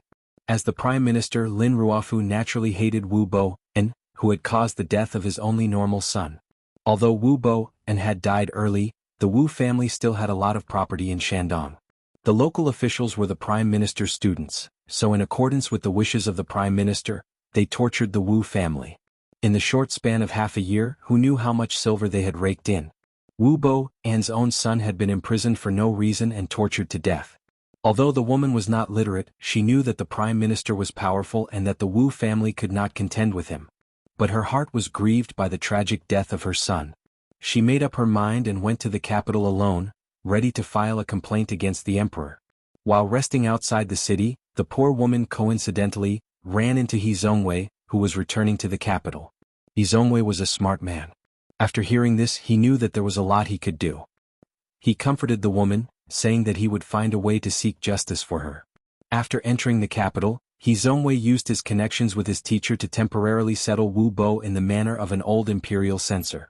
In those days, mysterious people would often come and go from the manor, gently asking Wu Bo about the details of the tragedy in her hometown. He Zongwei watched all of this with some indifference. Only when Lady Wu nervously asked him questions would he put on a smile and comfort her, saying that the righteous officials of the court were working on it and that the prime minister would soon fall from power. The garden of the old imperial censor's manor was a bit run down. Standing behind the fake mountain, a trace of pride flashed across He Zongwei's face. He destroyed the secret letter from Xinjiang and thought about the officialdom of the capital after the prime minister's fall. He couldn't help but think of the prime minister's in-laws, Minister Fan, and of the somewhat cold and distant Miss Fan, and his heart warmed. Chapter 190. Within a few days, the imperial censors of the Imperial Censorate began to collectively submit petitions accusing Prime Minister Wu Boan of treacherously stealing other people's property and murdering the lives of the common people. The court was shocked, but because Wu Boan was a northern Qi spy, public opinion was generally inclined towards the prime minister's side. However, on the way to the Supreme Court to give her testimony, Lady Wu encountered an assassination attempt. It was unknown whether Lady Wu was lucky or the prime minister was unlucky. At the time, the second prince and crown prince Jing were wandering the streets and happened to be saved. In this way, the flavor of the matter began to change. It was rumored that deep in the palace, His Majesty the Emperor had asked the crown prince and the second prince how they should handle this matter. After a moment of silence, the crown prince said that there was insufficient evidence. Furthermore, the prime minister had performed meritorious deeds for the country and should not be easily trusted. Although the second prince had saved Lady Wu on the street, he maintained a taciturn attitude like his brother. After all, the prime minister was the head of all the officials. No matter how he was dealt with, it would cause a huge uproar. However, when Imperial Prince Jing heard about this from his son, he flew into a rage. It was a rare occasion for him to enter the palace and have a long talk with his brother. However, no one knew exactly what they talked about. That night, the emperor flipped through the memorials of the past decade. He looked at the money in the Ministry of Revenue and the achievements that the prime minister had painstakingly made. He was speechless and could only sigh. Shandong Provincial Governor Peng Tingxing? He passed the provincial examinations 11 years ago. At that time, I had just ascended to the position of prime minister, and I felt that this student was very obedient. Prime Minister Lin Ruofu was in his 40s this year, but his complexion was somewhat haggard. But I didn't expect him to be so obedient. You should know that if I didn't ask Peng Tingxing to do these things, Wu Bo and would already be dead. If I really wanted to vent my anger on his family, it wouldn't be so simple. Perhaps Lord Peng was secretly trying to figure out the prime minister's thoughts, so he did such a foolish thing. Lin Ruofu's trusted aide, Yuan Hongdao, frowned slightly. Lin Ruofu looked at him with a smile that was not a smile. But Peng Tingxing is not an idiot. If it were not for the prime minister's orders, he would not have used his official reputation as a wager. Moreover, who was the one who killed someone on the streets of the capital the day before yesterday? How did the investigation reach the prime minister's residence? Yuan Hongdao's expression was somewhat wooden. He gently stroked the long beard on his chin and said, He Zongwei is a member of the Eastern Palace, but he's just a small pawn. He shouldn't have the courage to do this. There must be someone behind him supporting him. I just don't know if it's the Empress or the eldest princess. It's Yunrui. The Prime Minister smiled. Most of her power is in the Imperial Censorate. This is her way of taking revenge on me. What revenge? Revenge a lot. The Prime Minister sighed. Including Chinner's matters, including my son-in-law's matters, including the matters between me and her. Actually, Yuan Hongdao hesitated. Speak. Yuan Hongdao smiled slightly. In truth, it still depends on His Majesty's will. If His Majesty does not believe, the Prime Minister's position will naturally be as stable as Mount Tai. His Majesty will definitely see through such a clumsy method. The Prime Minister smiled. But the question is whether His Majesty is willing to see it clearly. Why do you say that, Prime Minister? So many officials died a few days ago. As the head of the civil officials, I have to take responsibility. The Prime Minister closed his eyes and analyzed. Most importantly, His Majesty does not want me to continue as Prime Minister. Yuan Hongdao replied respectfully, Prime Minister, there is actually still a chance to turn things around. Minister Fan, please speak. Fan Manor and the Overwatch Council have a close relationship. If Chen Pingping is willing to stand on your side, then no matter what the Imperial Censorate does, His Majesty will firmly stand by your side. Lin Ruofu shook his head. His Majesty only wants me to make way. Make way for who? For the Crown Prince, or rather, for the future His Majesty. Lin Ruofu was deep in thought. Fan Xian's power is too strong. If I were still in the court, he would be in charge of the Overwatch Council with one hand, the palace treasury with the other, and I would be supporting him from behind. With this kind of power, I'm afraid not even a prince can match up to him. A few days ago, I told Fan Xian that the tallest tree in the forest will be destroyed by the wind. His Majesty's meaning is very clear. He wants to train Fan Xian into a good official, to properly assist the prince who will sit on the dragon throne in the future. Since Fan Xian is going to take the throne, I will naturally have to step down. Lin Ruofu smiled. If I were still here, Fan Xian would be in danger. Yuan Hongdao was slightly surprised, but from the corner of his eye, he saw that there was a faint smile on the Prime Minister's lips, as if he were laughing at something. The sound of Debeo playing in the water could be heard from outside the window. The Prime Minister's expression softened. He stood up and walked to the window looking out. Looking at his simple-minded eldest son, his eyebrows moved slightly. Tomorrow I will have one bring Debeo to Fan Manor. Yuan Hongdao waited for the Prime Minister's next words. I will go to the palace and ask for my resignation. I believe that His Majesty will see the hardships of these years and allow me to have a more peaceful old age. Yuan Hongdao was about to say something, but the Prime Minister coldly waved his hand to stop him. He turned his head and quietly looked at Yuan Hongdao. After a long period of silence, Lin Ruofu's voice carried a trace of sadness. You wrote the letter to Peng Tingxing. The study immediately quieted down. After a long time, Yuan Hongdao replied in a low voice, yes. Even the assassination attempt in the capital was carried out by the guards of the Prime Minister's manor. What? The Prime Minister frowned as if he were very distressed. Ever since I became an official, I have only had you as a friend, and I have always treated you with great respect. Why did you endure for so many years and then suddenly strike? And once you struck, you did not give me any way out. Yuan Hongdao and the Prime Minister had known each other for half of their lives. They could truly be described as lifelong friends. Unexpectedly, it was this person who had arranged so many things and single-handedly pushed the Prime Minister into such an awkward situation. He knew too many of the Prime Minister's manor's secrets, and this time he had framed Lin Ruofu. Even Lin Ruofu could only back down. He looked at the Prime Minister's aged face and said apologetically, everyone's existence has a purpose and purpose. Old friend, I have hidden in your study for so many years, all for today. I promised someone that when he needed you to step down, I would lend him a helping hand. Lin Ruofu looked at this old friend in front of him, and the corners of his lips curled up slightly. Just how many benefits did Yunrui promise you for you to sell out your friend for glory? Yuan Hongdao shook his head. It's not selling out my friend and it's not for glory, it's just that His Majesty needs you to retire, the eldest princess also needs you, and the court needs you to leave the capital. As for glory. He smiled bitterly. I originally thought, if you didn't realize what I had done, I would accompany you to your hometown, and we would spend our remaining years together. Lin Ruofu was slightly surprised. He increasingly couldn't tell what this advisor, who had followed him for so many years, was thinking. In the capital shrouded in the darkness of night, Yuan Hongdao, accompanied by his page boy, packed his luggage. With a trace of disappointment and frustration, he turned his head to look at the tightly shut door of the Prime Minister's manor, sighed softly and got into a carriage. In the carriage, an imperial censor looked at him coldly. Master Yuan, when can you go to the Supreme Court to testify? Yuan Hongdao didn't even look at the middle-aged man. His right hand gently stroked the long beard on his chin. After a while he said lightly, there's no need. The Prime Minister will go to the palace tomorrow to ask for his resignation. His Majesty will stop the investigation of this case. When the imperial censor heard this, he flew into a rage. The evidence is there. His Majesty will certainly put the traitor in prison. If you don't dare to testify in court, you will be implicated. You followed the traitor for so many years, how can you be clean? Yuan Hongdao looked at him coldly.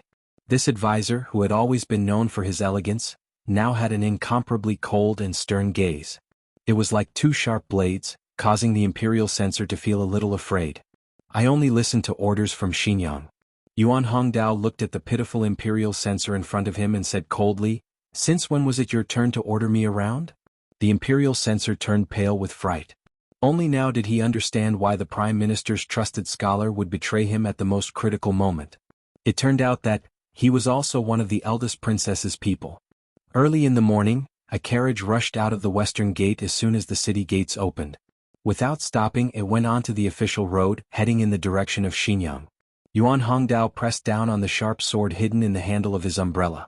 His brows furrowed. He was calculating in his heart how the somewhat insane eldest princess would arrange for him a chess piece that had been hidden for so many years, once he arrived in Xinyang. In the depths of his heart, he couldn't help but feel a trace of guilt towards Prime Minister Lin Ruofu. After all, they had been friends for decades. They had spent more time together than they had with their families. After hiding in the Prime Minister's manor for so many years, he had finally fulfilled the promise he had made all those years ago.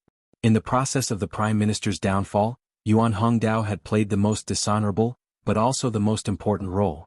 Lin Ruofu had not killed him. This in itself was something that Yuan Hongdao should be grateful for.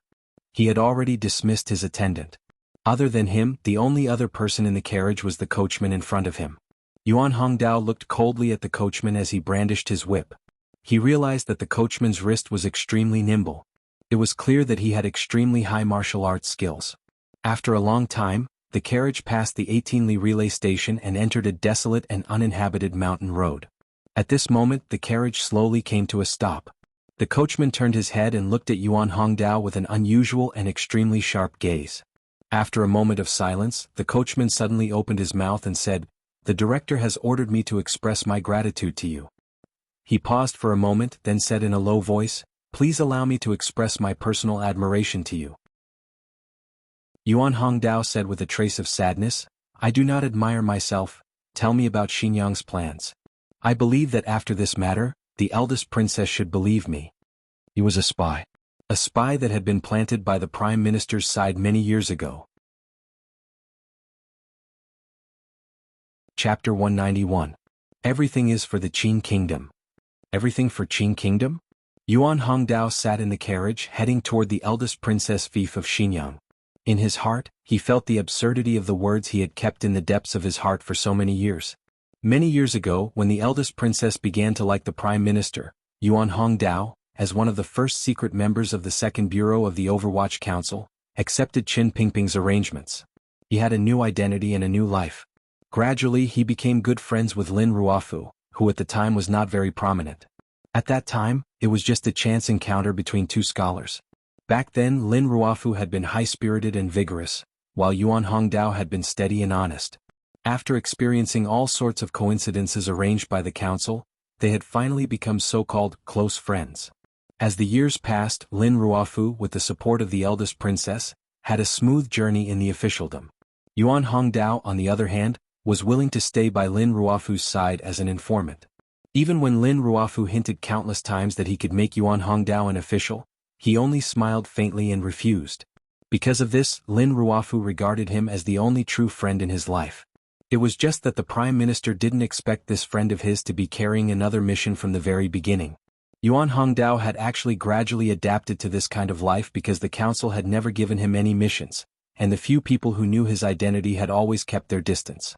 During these years, the only thing Yuan Hongdao had helped the Overwatch Council do was help the second young Master Lin of the Tsang Mountainside Courtyard lie after he had been killed and framed Dongi for the Overwatch Council. Lin Ruofu believed him because he was the one who said it. Yuan Hongdao had only betrayed Lin Ruofu once in his life, and it was enough for the Prime Minister to dejectedly withdraw from the court. This was the Emperor's will. Through the Overwatch Council, he was told to carry it out. Perhaps the betrayal of his old friend had made the Prime Minister see the world clearly, so the next day he could not be stopped from entering the palace. He even turned a blind eye to Fan Jian's repeated hints. As for the future of the Lin family, the Prime Minister had placed all his hopes on his son-in-law, Fan Xian. Naturally, he did not want to drag his in-laws into this mess. In the middle of the 3rd month, the Minister of the Board of Rights, Guiyu, died, and the Minister of the Board of Punishments, Han Jiwei, was demoted. The Prime Minister asked for forgiveness and retired. His Majesty tried to persuade him to stay but to no avail. All of the Imperial Censorate's actions regarding Wu Boan's case had disappeared, and Lady Wu's whereabouts were unknown. His Majesty had decreed that He Zongwei was talented and virtuous. He was to enter the palace and be rewarded. He was exempted from the examination and appointed as the Imperial Censor. Why? Fan Xian sat in the carriage and gently flicked the piece of paper in his hand. This was a report from the Overwatch Council regarding the developments in the court. As the commissioner, although he was far away on the northern border, he had only received the news from Jingdo a few days later than other places. Of course, his father-in-law was not a good official in the purest sense of the word. He was not called a treacherous prime minister for nothing, but Fan Xian still felt that it was absurd. He was the prime minister of a country, and yet he had been silently defeated in the bureaucratic struggle of the Qin kingdom. Fan Xian had to think about the future. Although it seemed that his father-in-law, the prime minister, had not been of much help to him in the past year, he knew that the reason the civil officials of the court had always been patient with him, including the spring examination case, was because of his father-in-law. Other than the 2 ministers who had already fallen, Fan Xian had never encountered a real challenge in the bureaucracy of the Qin kingdom. Fan Xian's question was directed at Xiao En, who was chained and unable to dance. What? Xiao En analyzed coldly. Because you made a move. The emperor of the Qin kingdom took the opportunity to weaken the power of the civil officials. But how could just 2 ministers satisfy the emperor's appetite? You are the son-in-law of the prime minister, and your reputation has spread far and wide. If the emperor really wants you to take charge of the Overwatch Council in the future, then for the sake of safety, the prime minister must quickly step down. As for how to step down, Xiao En laughed mockingly. If an emperor wants an official to step down, there are countless ways. Besides, your emperor has always been a strange man who likes to use the Overwatch Council. The reason why the emperor of the Qin kingdom was a strange man was because the Overwatch Council was too powerful, and yet the emperor still trusted Qin Pingping. This was an anomaly. Fan Xian shook his head. There is something strange about this case. Even if my father-in-law was pained by the death of my second brother, he had many ways to make Wu Boan die without descendants. As for the assassination of Lady Wu in the capital, it just so happened that the second prince and Li Hongqing ran into each other. Such a foolish method is far from my father-in-law's ability.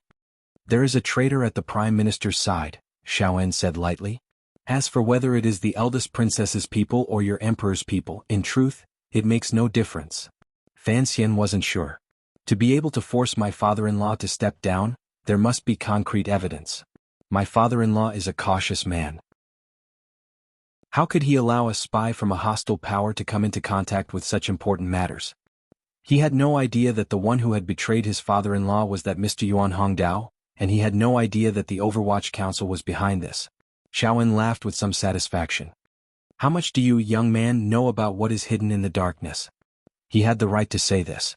Back then, the civil strife in the kingdom of Qin had been orchestrated by this old man.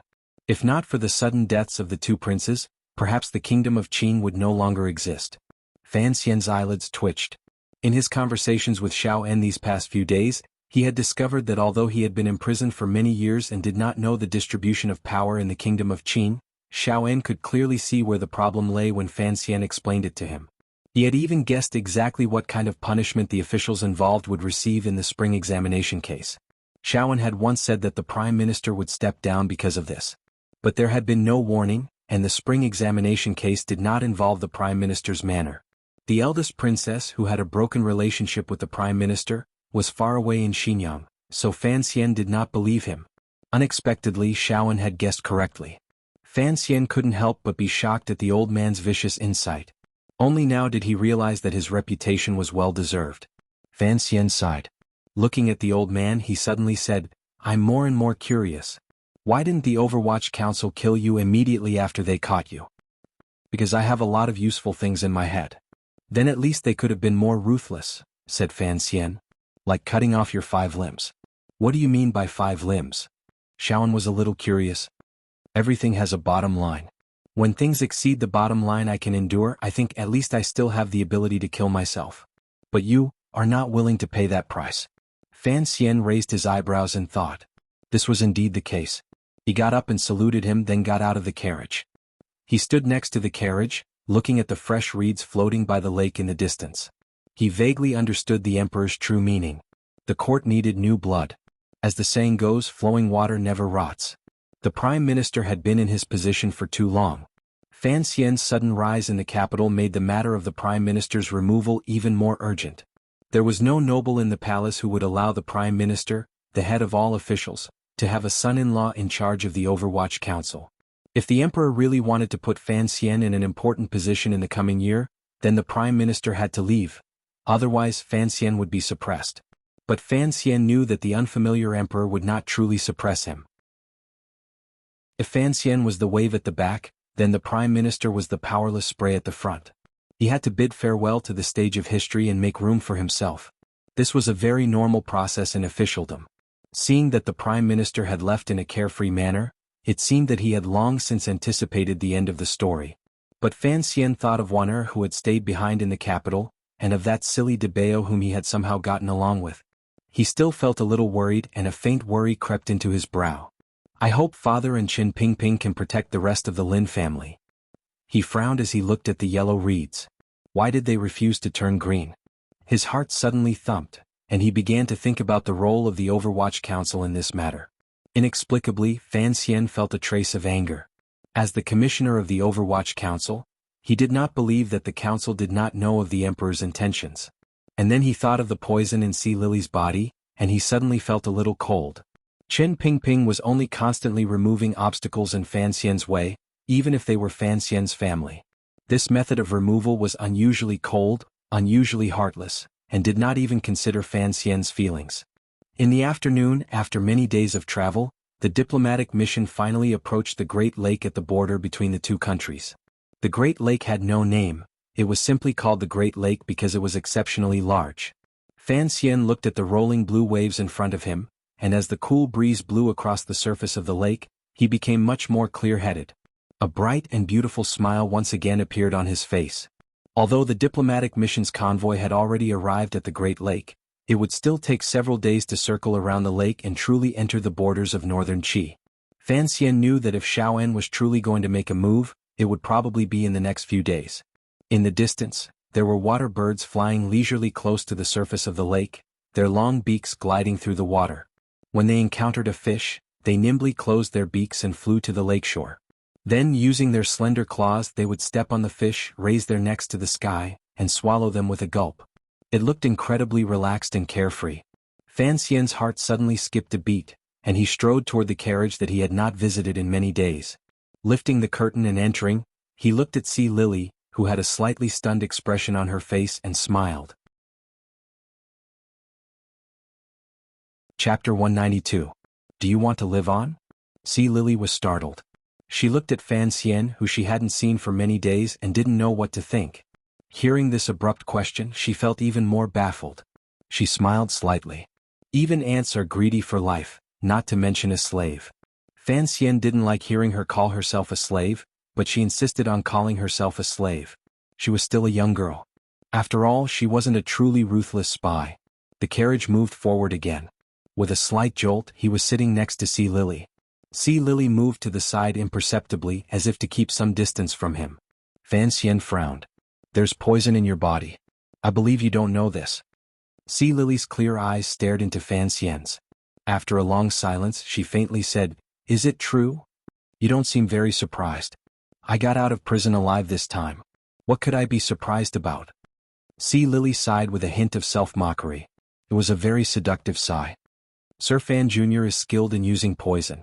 Since you say there's poison in my body, it must be true. The Overwatch Council of the Kingdom of Qing always has a way to control me.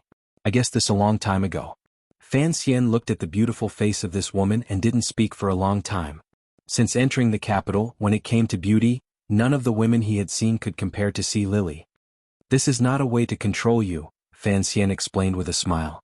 It's a way to deal with the Emperor of Northern Qi. Sea Lily could no longer pretend to be calm. She covered her mouth in shock.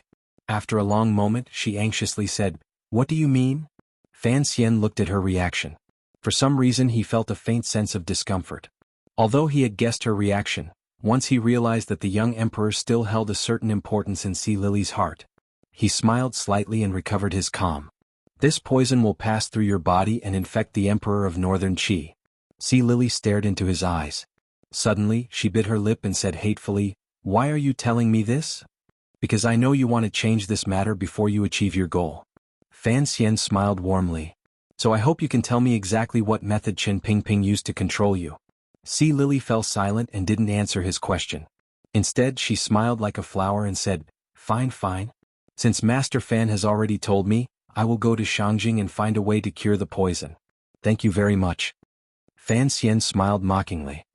"Although this poison is not strong, other than me, probably only the royal physicians in the palace have the means to cure it. Are you going to tell the royal family of Northern Qi that you have this poison in your private parts? If you really do this, no matter how much affection the Northern Qi Emperor has for you, I'm afraid you will never be able to enter the royal palace." Sea Lily stubbornly said, "So what if I don't enter the palace?" "The worst that can happen is that the House of Red Sleeves plan of the Overwatch Council goes bankrupt. What does that have to do with me?" Fan Xian finally became angry and yelled, "I've said it before, I don't like the word servant." For some reason, the rims of Sea Lily's eyes reddened. She looked at Fan Xian and gritted her teeth. "But in your heart, am I not inferior to even a servant?" Fan Xian looked at the beautiful face of the red-haired woman, and his brows furrowed even tighter. He wanted to know what she was thinking deep in her heart. After a while, he quietly said, "I think Miss C understands the current situation. Your life, at least for now, is not something you can completely control. As for what happens in the future, that is a matter for the future. Besides, I don't think you've ever thought of those ridiculous things." "Ridiculous things?" Sea Lily looked at him with a cold smile. "Yes, they are indeed ridiculous. Master and I are only a man and a woman who meet by chance on the road of life. Using each other is more real and reliable than being warm to each other." "I am very happy that you understand this," Fan Xian replied calmly. "Why are you so curious about the agreement between me and Qin Pingping?" Sea Lily stealthily turned around and wiped the corner of her eyes with the corner of her clothes. She immediately regained her composure and smiled like a blooming flower. "You are the commissioner of the Overwatch Council. You should know the details of the House of Red Sleeves." Fan Xian laughed at himself. "I know the plan of the House of White Sleeves very well. I just don't know how Director Qin convinced you."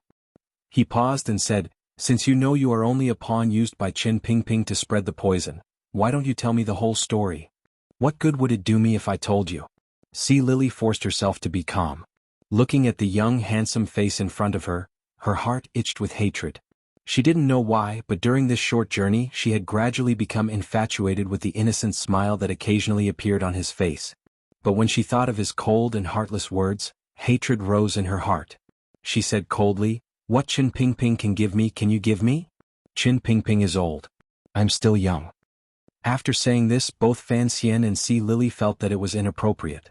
This was supposed to be a serious negotiation of benefits, but it seemed to have a hint of flirtation. "What Qin Pingping can give me can you give me? Qin Pingping is old. I'm still young." The faint smell of massed flowers permeated the carriage. Fan Xian coughed twice and Sea Lily's face flushed for a moment before disappearing. The man and the woman had something up their sleeves. Otherwise, they would not have become so embarrassed over such a simple conversation. Sea Lily rolled her eyes. She seemed to understand this as well. It seemed that Fan Xian still had feelings for her. She couldn't help but smile proudly and bashfully. Fan Xian coughed again and explained, "Actually, I can guess one thing. You must have a big plan, but Qin Pingping is already old. Perhaps in 2 years he will die. If you are willing to cooperate with me, I think the chances of success will be higher." Sea Lily was a little angry, but she suppressed her anger. After thinking it over, she said, "Master Fan, you still haven't told me what I can get out of it." "I will cure you of the poison. Once I take control of the Overwatch Council, I will use the power of the North to help you climb up the ranks in the Northern Qi Palace." Sea Lily shook her head and laughed coldly. "We are separated by borders. Although the Kingdom of Qing is powerful, and the secret agents of the Overwatch Council are powerful, they can't reach into the Northern Qi Palace. And who told you that I want a position in the Northern Qi Palace?" Fan Xian was speechless. Suddenly, Sea Lily's eyes flashed. She waved her hand as if she were calling a pet. She smiled charmingly. Come closer, sir. This cannot be heard by others. Fan Xian smiled bitterly. He knew that this woman wanted to vent her anger at being ignored these past few days. He smiled and moved his ear closer. Before he could hear a sound, he felt a warm breath on his earlobe. His heart warmed, and he smelled the faint fragrance of her body. He was immediately shocked by what happened next. After a long time, the young man and woman separated. Sea Lily looked at Fan Xian with a smile that wasn't quite a smile. She said quietly, I took a risk to tell Master Fan about this agreement. Dare I ask, sir, can you help me complete this agreement? Fan Xian's brows furrowed like mountains and rivers. He still hadn't shaken off the shock. He shook his head. I don't believe it. Who is Qin Pingping? Even if he had such thoughts, he wouldn't tell you. Sea Lily said mockingly, even you don't believe it. Of course he isn't afraid of me telling others. Anyway, no one in the world would believe that old cripple had such thoughts. Fan Xian pondered for a moment and understood the whole story. He smiled. So that's how it is. He looked at Sea Lily and suddenly said, in the early years, there was a rumor in the capital that Miss C was the grandchild of some royal family at the beginning of the country. The people of the capital thought it was just a way for you to raise your social status. Now it seems, it is true. Sea Lily slowly closed her eyes. After a long time she said quietly, my real name is Li Lizi. Fan Xian smiled and looked at her smooth chin.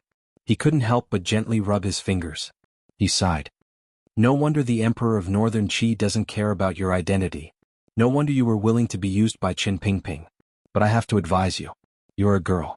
Compared to those sinister old snakes, you are too tender. Be careful. If you can settle down in the palace of Northern Qi, first let go of your plans with Qin Pingping and ignore him. Sea Lily looked into his eyes. She was a little surprised and a little warm. She smiled sweetly. Thank you for your concern, sir. But I have already told you the contents of the agreement. When will you cure me?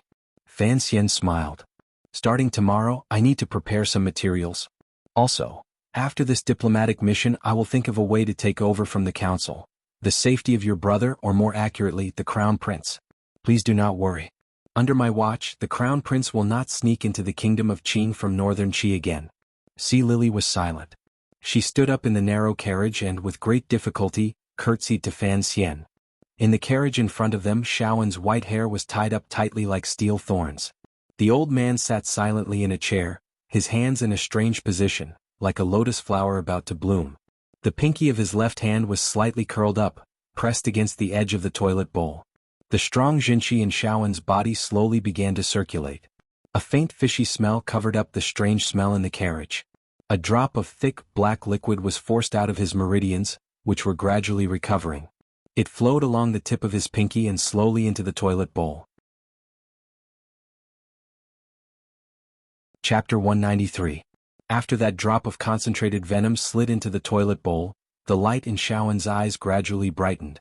His hands clasped together and made another gesture, gradually calming the chaotic flow of Jinqi in his body.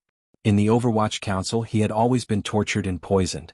The bald former head of the 7th Bureau understood his physical condition very well, so he had a good sense of propriety in his actions. He had always allowed Xiaoen to wander around the edges.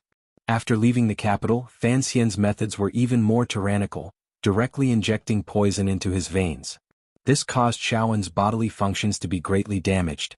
But just like what Fei Jie had said to Fan Xian when he was young, the key to using poison was still in the word, go. It did not necessarily mean that the stronger the poison, the better the effect. After all, Fan Xian lacked the experience of dealing with a special case like Xiaoen. He didn't seem to realize that after 20 years of torture, Xiaoen's body had already contained hundreds of different kinds of poisons. These poisons had formed a certain balance in his body, preventing him from dying, and preventing him from finding a way to expel the poison with Jinqi. But this time what Fan Xian had used was like a mountain-splitting axe, chopping into the intricate knots. Although the knots brought Xiaoen great pain when they broke, it also gave this powerful figure, who had immersed himself in the art of poison for decades, a chance to undo them. Xiaoen's lips curled up slightly. His dry lips, set off by his snow-like hair, looked very frightening. Suddenly the cold light in his eyes faded, and his whole body slumped. He immediately seemed much older, but his body still exuded the smell of an old man. The carriages slowly came to a stop and began to look for a suitable place to set up camp by the lake. The Black Knights in the distance swept past the diplomatic mission like a cold wind, sweeping forward and then returning to their ranks. Wang Qinian took out a key from outside and opened the well-sealed iron gate. He walked in with a respectful expression, helped Xiao En eat some food and water, and carefully helped him tidy up his face with a wet towel. Finally he asked, "Do you want to comb your hair today?" Xiao En shook his head. A cold light flashed in his eyes, but it weakened. In a slightly hoarse voice he asked, "When will Master Fan be coming today?" He was asking about Fan Xian's daily injections of poison. Wang Qinian smiled slightly and replied, "We are not far from the border. What Sir Fan Jr. means is that Sir Xiao can be spared from daily suffering." Xiao En's face did not show the slightest hint of joy. He simply closed his eyes and asked, "I hear that Master Fan will be in charge of the kingdom of Qing's palace treasury next year?" Wang Qinian thought it was Fan Xian who had told him, so he didn't mind. He smiled and said, "Yes, that's the richest place in the world." "Are they richer than the Yi family?" Xiao En's lips curled into a contemptuous smile. Wang Qinian was startled and immediately thought of this unfamiliar name. He smiled and said, "The Yi clan has long since dispersed." "What?" Xiao En seemed to have thought of something. There was a look of shock in his eyes, but he quickly hid it. Seeing that he didn't have anything else to say, Wang Qinian secretly let out a sigh of relief.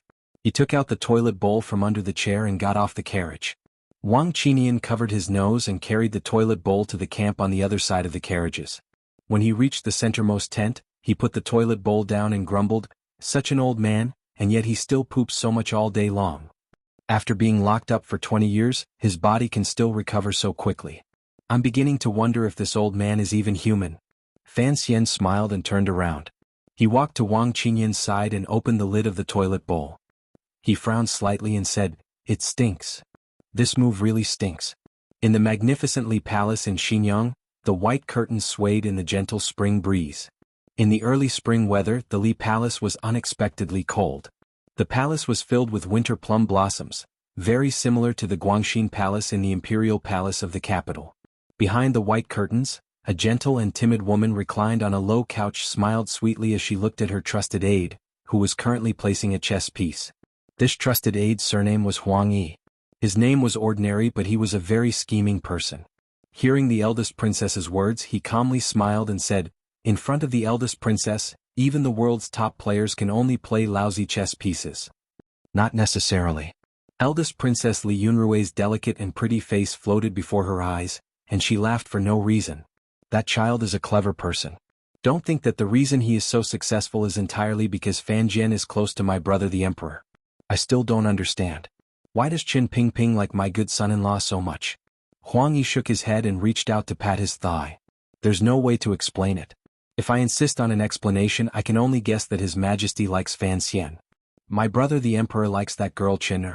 It's possible that he loves her because of her. Furthermore, Fan Xian is both a scholar and a martial artist. He has one face for my brother the emperor." The eldest princess smiled weakly. "It's a pity that he thinks he's clever, but in the end he still made a lousy move." The rear of the diplomatic mission circled around those small vassal states. On the surface, it seemed much safer, but in reality the vast grasslands and vast lakes were the best places to escape. According to reports, the Black Knights are there. "I also know that." The eldest princess smiled. "So it's up to Xiao En whether or not he can escape." "Why would Xiao En want to escape?" Huang Yi frowned in thought. According to the agreement between the eldest princess and Shang Shanhu, as long as Xiao En can return home and make a comeback, the court, master and disciple will join forces. There is a 40% chance that they can overthrow the royal family of Northern Qi. Xiao En is not easy to control, just like Qin Pingping. The eldest princess smiled. If he returns to the north, he will be completely under the control of the royal family of Northern Qi. Perhaps he will be imprisoned for another 20 years, until he dies of old age. He will not be of any help to our plan with Shang Shanhu. I gave up my own reputation and that poor official Yan Bingyun in exchange for Xiao En's freedom. Only then will Shang Shanhu fulfill his promise. I will not allow anyone to ruin this. What if Shang Shanhu goes back on his word? He is, after all, a great general of Northern Qi. Would Xiao En be willing to throw his life away for Northern Qi? And if I make a move, even if Shang Shanhu doesn't rebel, the idiots of the Zhan family will force him to. Huang Yi smiled. The eldest princess's plans are flawless. No one can match up to you. Don't flatter me. The eldest princess covered her mouth and smiled shyly. I am far inferior to my brother the emperor. She suddenly sighed. Her gaze pierced through the layers of white gauze and no one knew where it landed. Her incomparably beautiful face looked a little dazed. Her eyebrows were like a painting, and her expression was like that of a fairy. To the side, Huang Yi couldn't help but stare. The matter of the paper last time had a great impact on the princess's reputation. After a long time, Huang Yi finally broke away from that beautiful image. In a low voice he said, "It's a pity that we haven't been able to find out.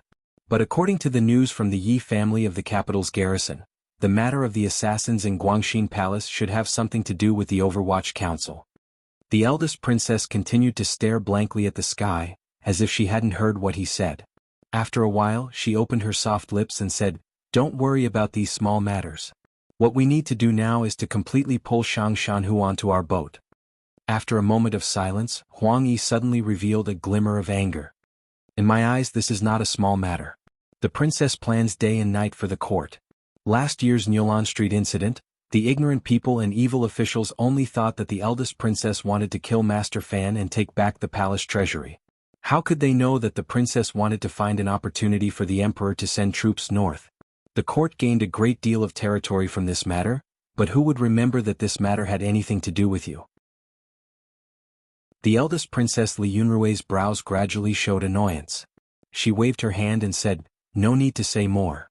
Huang Yi looked at the eldest princess's beautiful face and said with determination, "Let's talk about the matter of Yan Bingyun."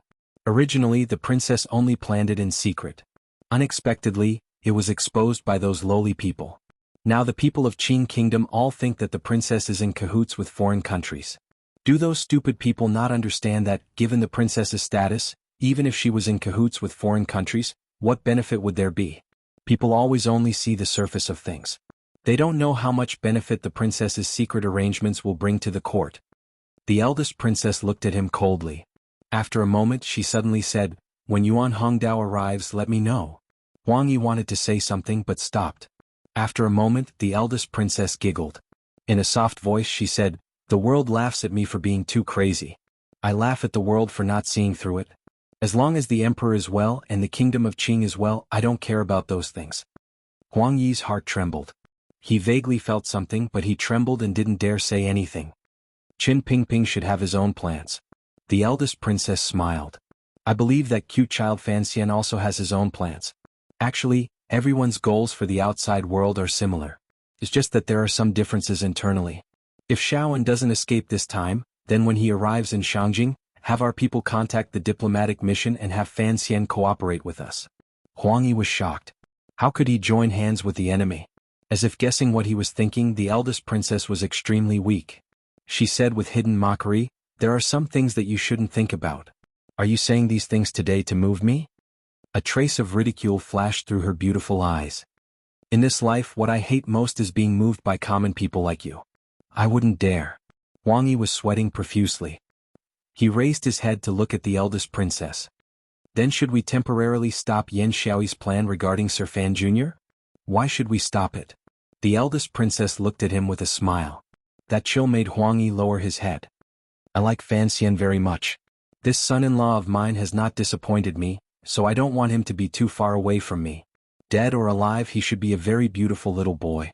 The most indescribably beautiful woman in the kingdom of Qing slowly raised her face. Her beautiful features were incomparably resolute. Who said that women couldn't shine on the world stage? Since there had been one before, she could definitely become the second. Chapter 194. In the past, Fan Xian had never truly looked at Sea Lily with his heart. He didn't even care for her beautiful face, because Fan Xian himself had a very something face. Ever since they had left the capital, this long journey had, for some reason gradually, this woman had left a faint mark in Fan Xian's mind. Perhaps it was because of her pitiful past, or perhaps it was because the methods of the Overwatch Council were too cruel, or perhaps it was because, as the former head of the 7th Bureau had said when he first entered the Council's prison, Fan Xian's methods may be cruel, but his heart was still soft. At least it was easy for him to soften. He reminded himself more and more not to have tender feelings for the fairer sex, but all the more he felt that Sea Lily was pitiful. This kind of pitifulness was not faked. but a natural feeling brought about by the fate of her life. It was completely different from that of the eldest princess, who was as beautiful as a mortal. Over the past few days, Fan Xian had taken out the medicine he carried with him and found a few suitable plants in the fields by the lake. Somewhat woodenly he concocted the antidote. This was his promise to Sea Lily. Since Sea Lily had told him about Chen Pingping's idea, although he didn't know if it was true, he would cure Sea Lily. As for the white and red sleeves, they were not within Fan Xian's scope of consideration. What he considered was simpler and more direct. After a few days of treatment, Sea Lily did not appear to have changed, but she went to the toilet more often. Fan Xian waited quietly to one side, which made the girl feel a little embarrassed. The diplomatic mission's carriages gradually turned east, circling the lake. In another 2 days they would arrive at Wudu, where the Northern Qi army would come to take over the defense. Actually, the Northern Qi people call this lake the North Sea. Sea Lily stood by the lake, running her fingers over the coarse reeds. Fan Xian looked at her and asked, "When did you go to Northern Qi?" "When I was very young. My parents took me and my brother and ran for our lives. The Overwatch Council hunted us down, and most of my grandfather's trusted aides were dead. No one dared to take us in." Sea Lily smiled bitterly. "Actually, I don't have much of an impression of my grandfather, although I know he was the prince most likely to inherit the throne." Fan Xian calculated the time. At that time, it should have been a few years since the assassination of the Qing prince. He couldn't help but fall silent. Out of the corner of his eye, he watched Sea Lily's clothes flutter gently in the lake breeze. He smiled slightly, thinking that his mother had killed this girl's grandfather. He couldn't let her know about it. Sea Lily sighed and combed her hair, which had been messed up by the lake breeze. She frowned and said, "Because we were pursued by the Overwatch Council, my father died under the blades of the palace guards. My mother took my brother and I and luckily escaped. In such a big world there was nowhere to go. After much thought, we fled to a foreign country and finally settled down in Northern Qi." Fan Xian furrowed his brows slightly. His family had been destroyed, his father had died a tragic death, and he had left home. It was indeed a difficult life. Sea Lily looked at the mist rising from the surface of the lake and sighed. "Unfortunately, peaceful days cannot last. Somehow, the royal family of Northern Qi found out who we were, and so they brought us to Shangjing." Fan Xian furrowed his brows again and said, "They definitely don't have good intentions." Sea Lily turned her head and looked at him with a smile. "Do you have good intentions? Or do you think the Emperor of Qing and the court of Qing have good intentions towards our family?"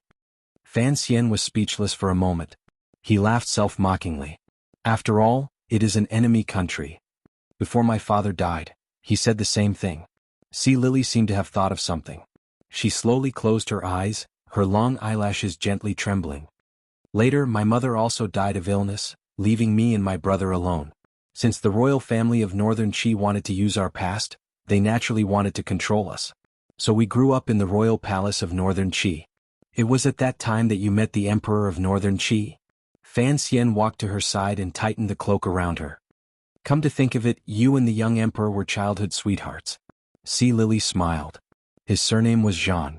At the time he didn't look like an emperor at all. He was about the same age as me, but he was like my brother, fooling around in the palace every day." "Then why did you later willingly become a spy for Northern Qi and hide in the capital of Qing?" This was something Fan Xian was very interested in. "The Emperor of Northern Qi wanted to marry me." Sea Lily turned around and looked at Fan Xian with a smile that wasn't quite a smile. "And I have a family feud with the current royal family of Qing. So I wanted to return home. This reason is very sufficient." Fan Xian shook his head. "This reason is not sufficient." Sea Lily smiled. "The main thing is that the Empress Dowager did not allow me to marry the Emperor, so she allowed me to return home.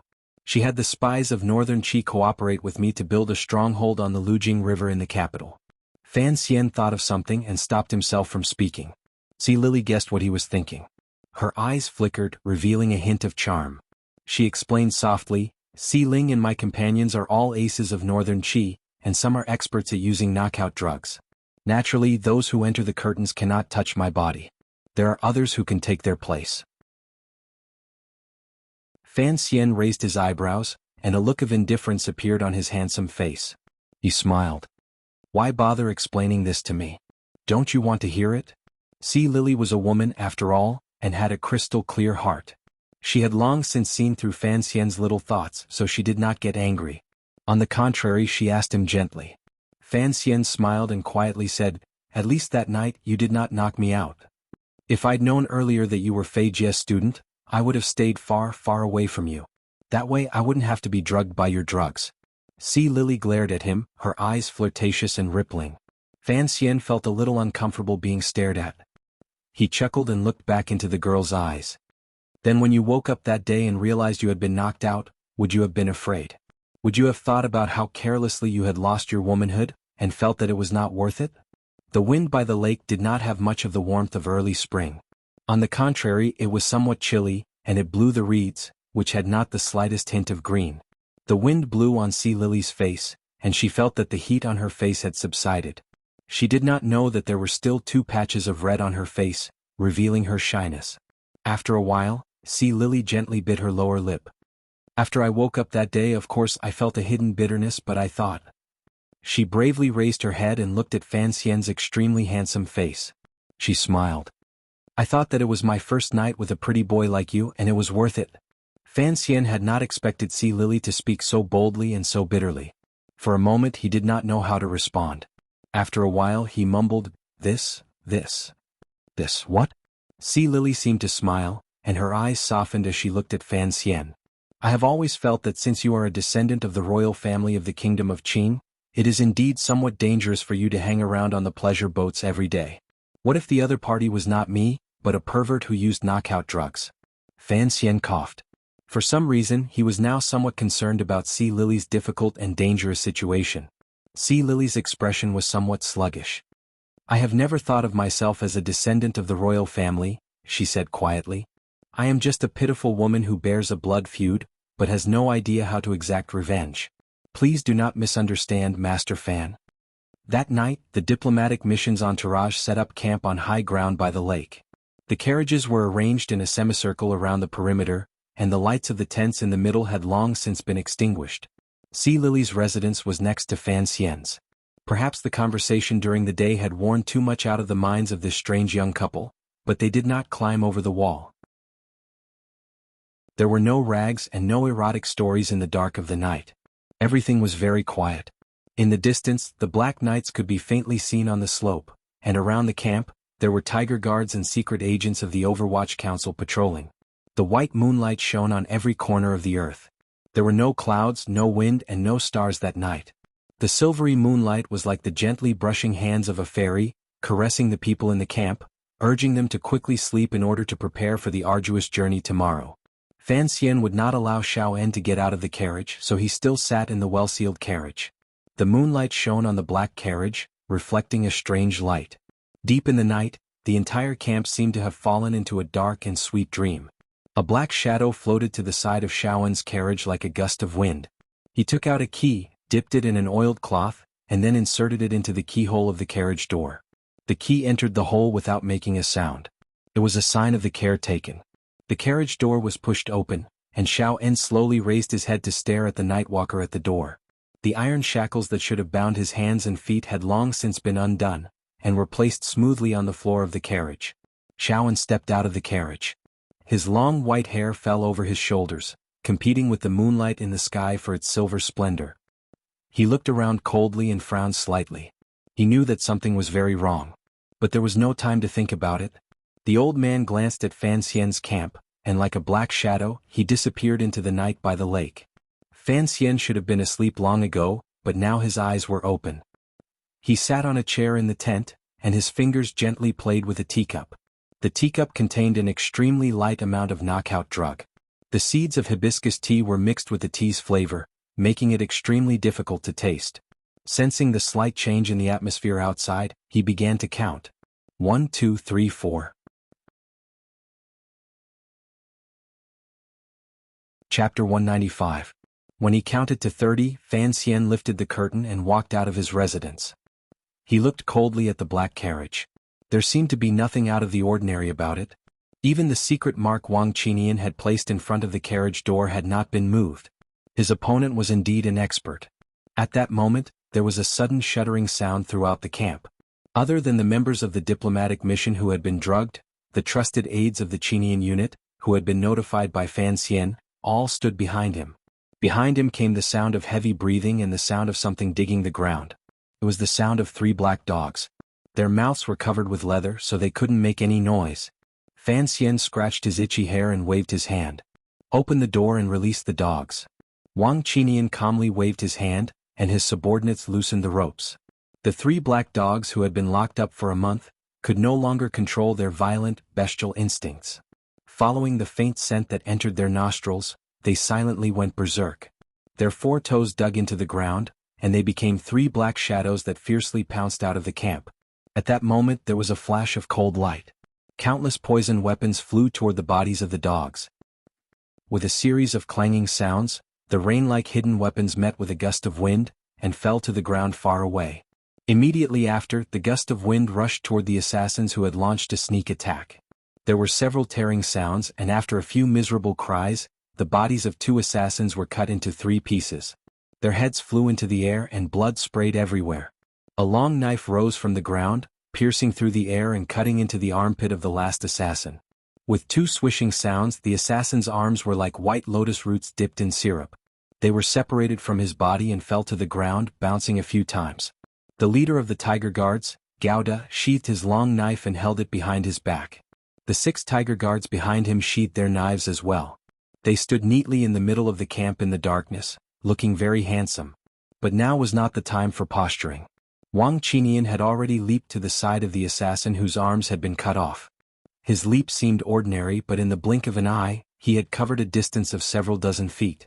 The Overwatch Council's reputation as a pair of wings was not in vain.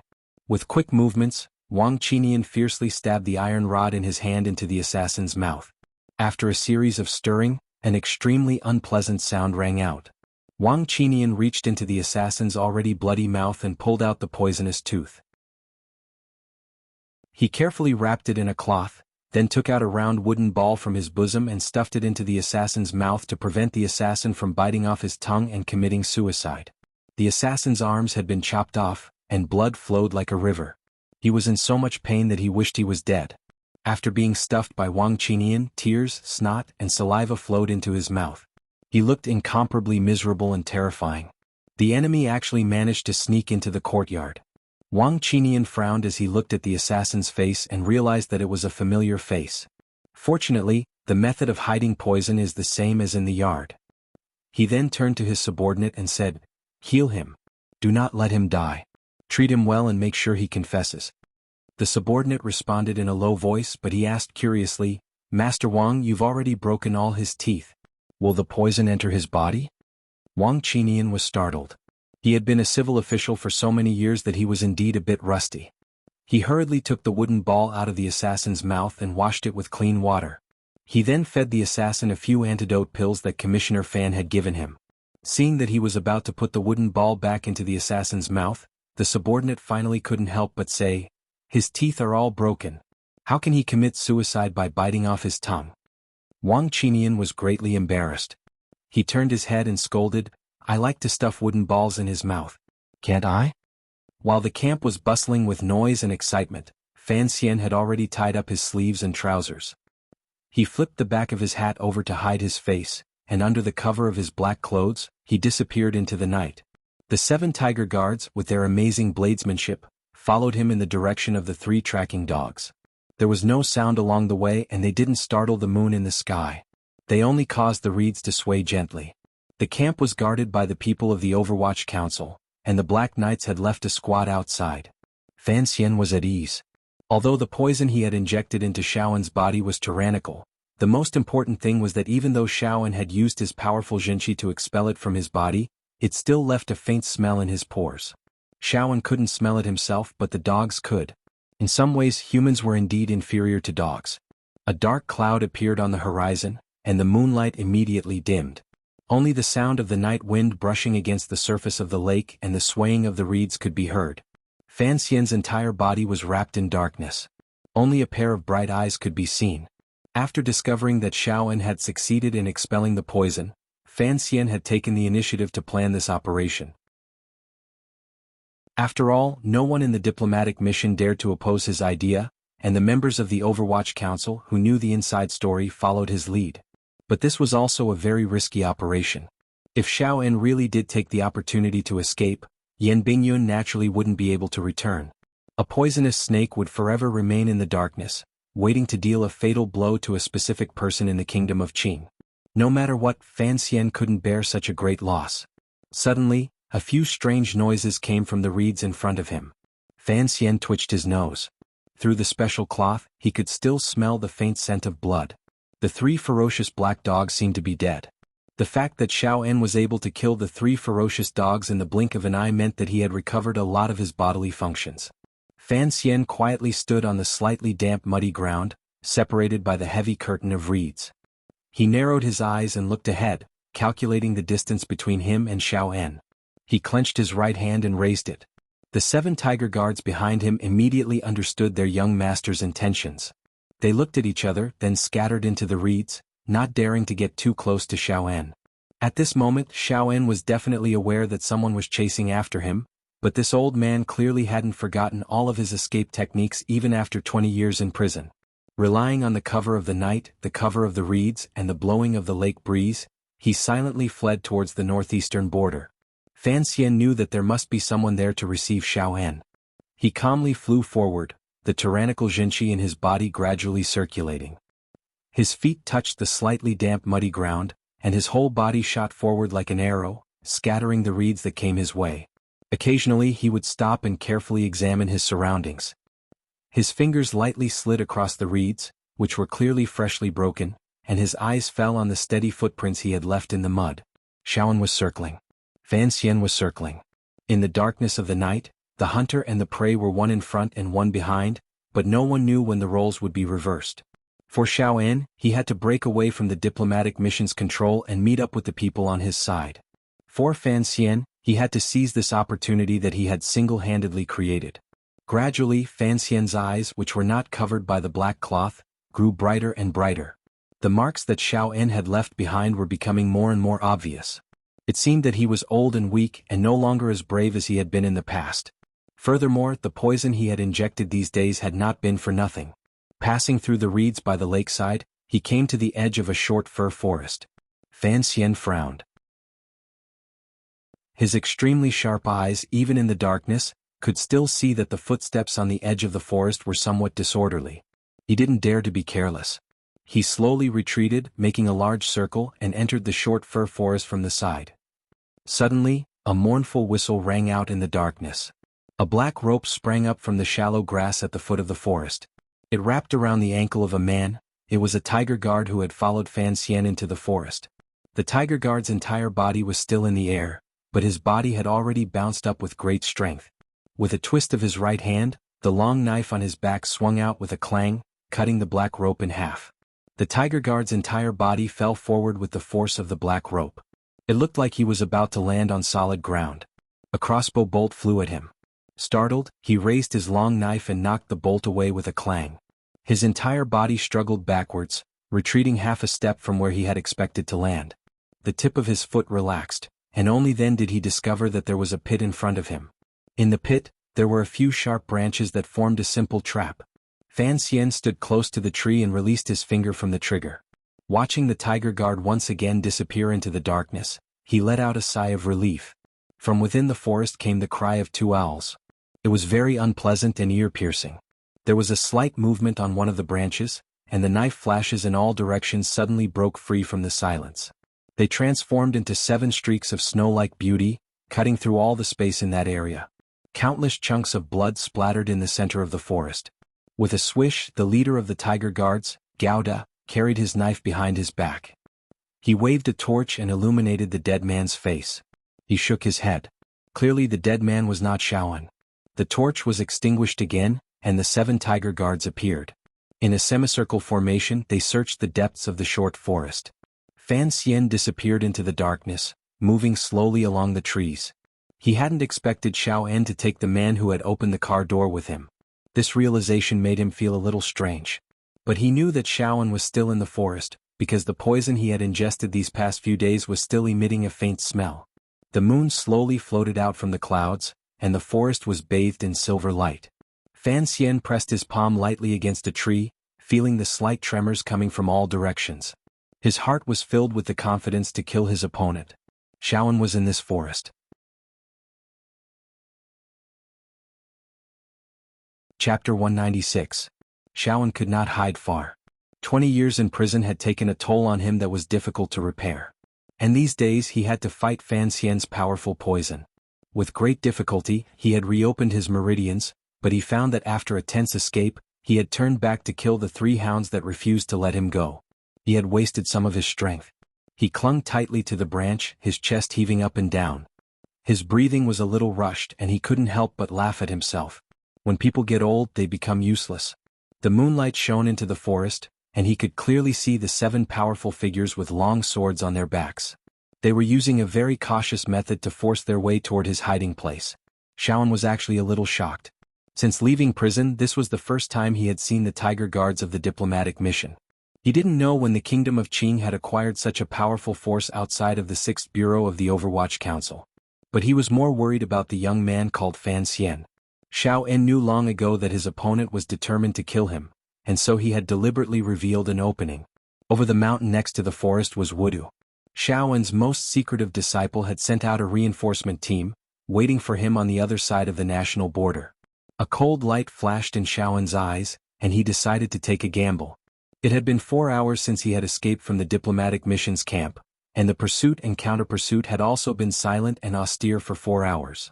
In the distance, the eastern horizon was already faintly white, and the milky white fog that was unique to the side of the Great Lake had begun to rise from the short fir forest. The fog gradually filled the forest, and this was Shaoan's chance.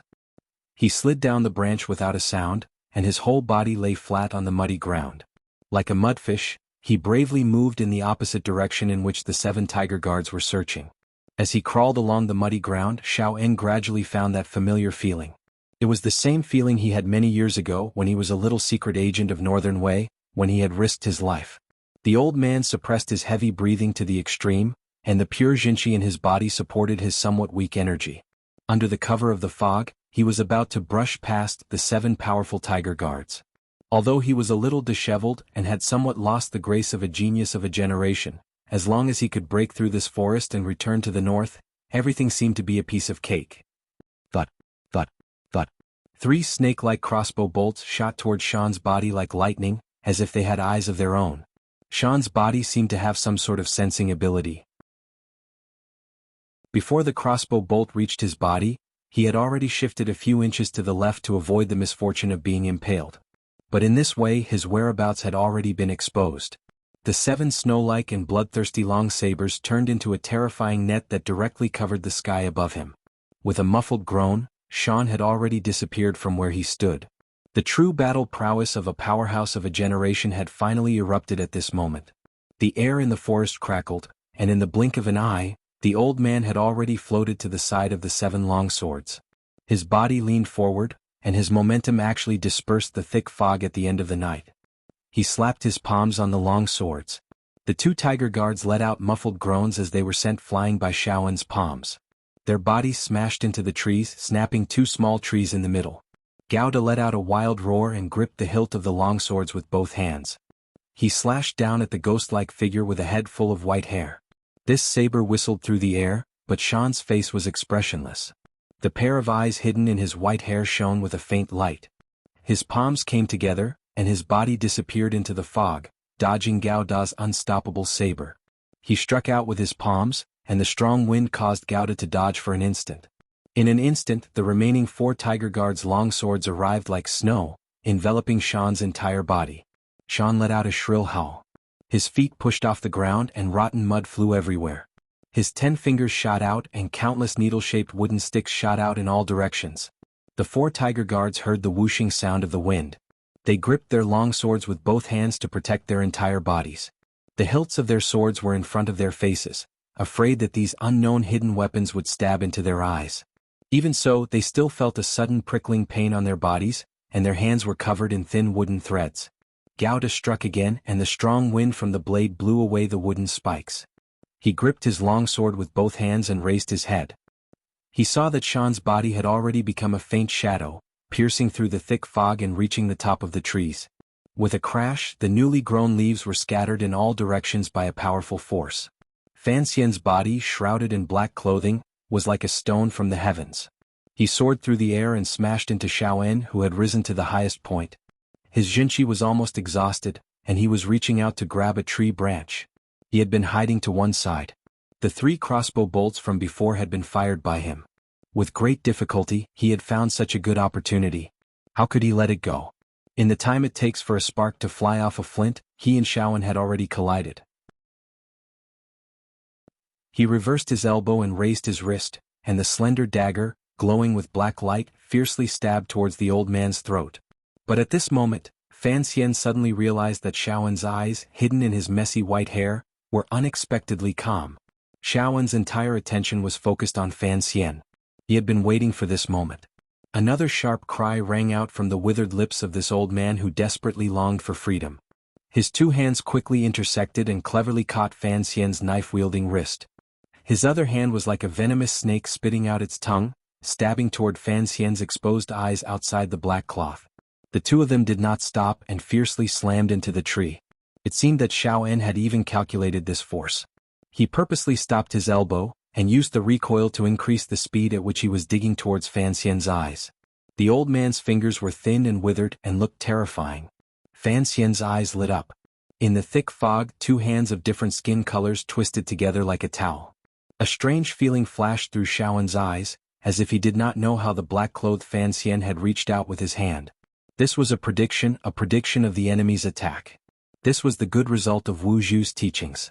No matter how terrifying Xiaoan was, he was not as terrifying as Wu Zhu. Fan Xian grunted. His right hand tightly wrapped around Xiaoan's wrist, and a violent wave of Jinchi entered his opponent's body. His empty hand swept out, and a beam of light cut through the white fog. It was the edge of a knife. Xiaoan straightened his palm, shaking Fan Xian's wrist. He raised his knee towards Fan Xian's lower abdomen, and pressed down with his right thumb. A faint black light shone from his fingernails, and it narrowly missed Fan Xian's neck. When Xiaoan's thumb moved, Fan Xian twisted his body, relying on the endless Jinchi in his body to force his way out of the way. His body leaned to the side and he felt a chill on his left shoulder. He knew that the blade hidden in his opponent's fingernails had cut into his flesh. The dagger in his left hand was blocked by Xiaoan, and his right hand was competing with Xiaoan's internal strength. At first glance, it seemed that he could not exert any strength. But the pain in his shoulder made Fan Xian grunt. A sharp edge extended from the dagger, and suddenly one of Xiaoan's fingers was cut off. No matter how strong Xiaoan was, he was still old. The pain of a broken finger made his right hand loosen slightly. Fan Xian silently pressed down, and the slender dagger shining with a black light, ruthlessly pierced into Xiaoan's left shoulder. The 2 of them were still in the process of falling. Xiaoan was silent as if the dagger had not pierced his body. But he still opened his mouth as if in pain. A thin needle shot out from the old man's mouth, heading straight for Fan Xian's face. Fan Xian's left foot ruthlessly stepped on Xiaoan's knee, and after the sound of bones breaking, he forced himself up half a foot, allowing the needle to sink into his chest. He felt a dull pain in his chest, and with a twist of his left wrist, a long black dagger with 2 sharp edges sliced towards Xiaoan's wrist like a windmill. With a slap, Xiaoan withdrew his hand. His pure Jinchi gave him enough power to shake off Fan Xian's right hand. Fan Xian's right hand tilted backwards, seemingly powerless, and brushed past his hair. Then, like a bolt of lightning, it bounced back. The thin needle between his fingers gently pierced into Xiaoan's neck. Xiaoan's body stiffened and Fan Xian's chest also felt dull. The 2 of them finally hit the ground, sending up a cloud of fallen leaves and rotten mud, and the stench was unbearable. A long knife slashed horizontally, making the sound of cutting flesh. The thick fog rose again. Gouda, holding the knife with both hands, looked at Fan Xian, whose clothes were mottled with blood, but found that there was no trace of Xiaoan. Fan Xian and Xiaoan's silent battle seemed to last a long time, but in reality, it was only the process of falling from the top of the tree to the bottom of the tree. In that short moment, 2 strong men, old and young, in the dark of night, silently carried out the world's most dangerous contest. The seemingly ordinary movements of the 2 of them in reality condensed the most elite killing techniques of the Northern Wei Kingdom, Fan Xian's experience in killing since he was a child. Although it was not extravagant, it was full of effectiveness.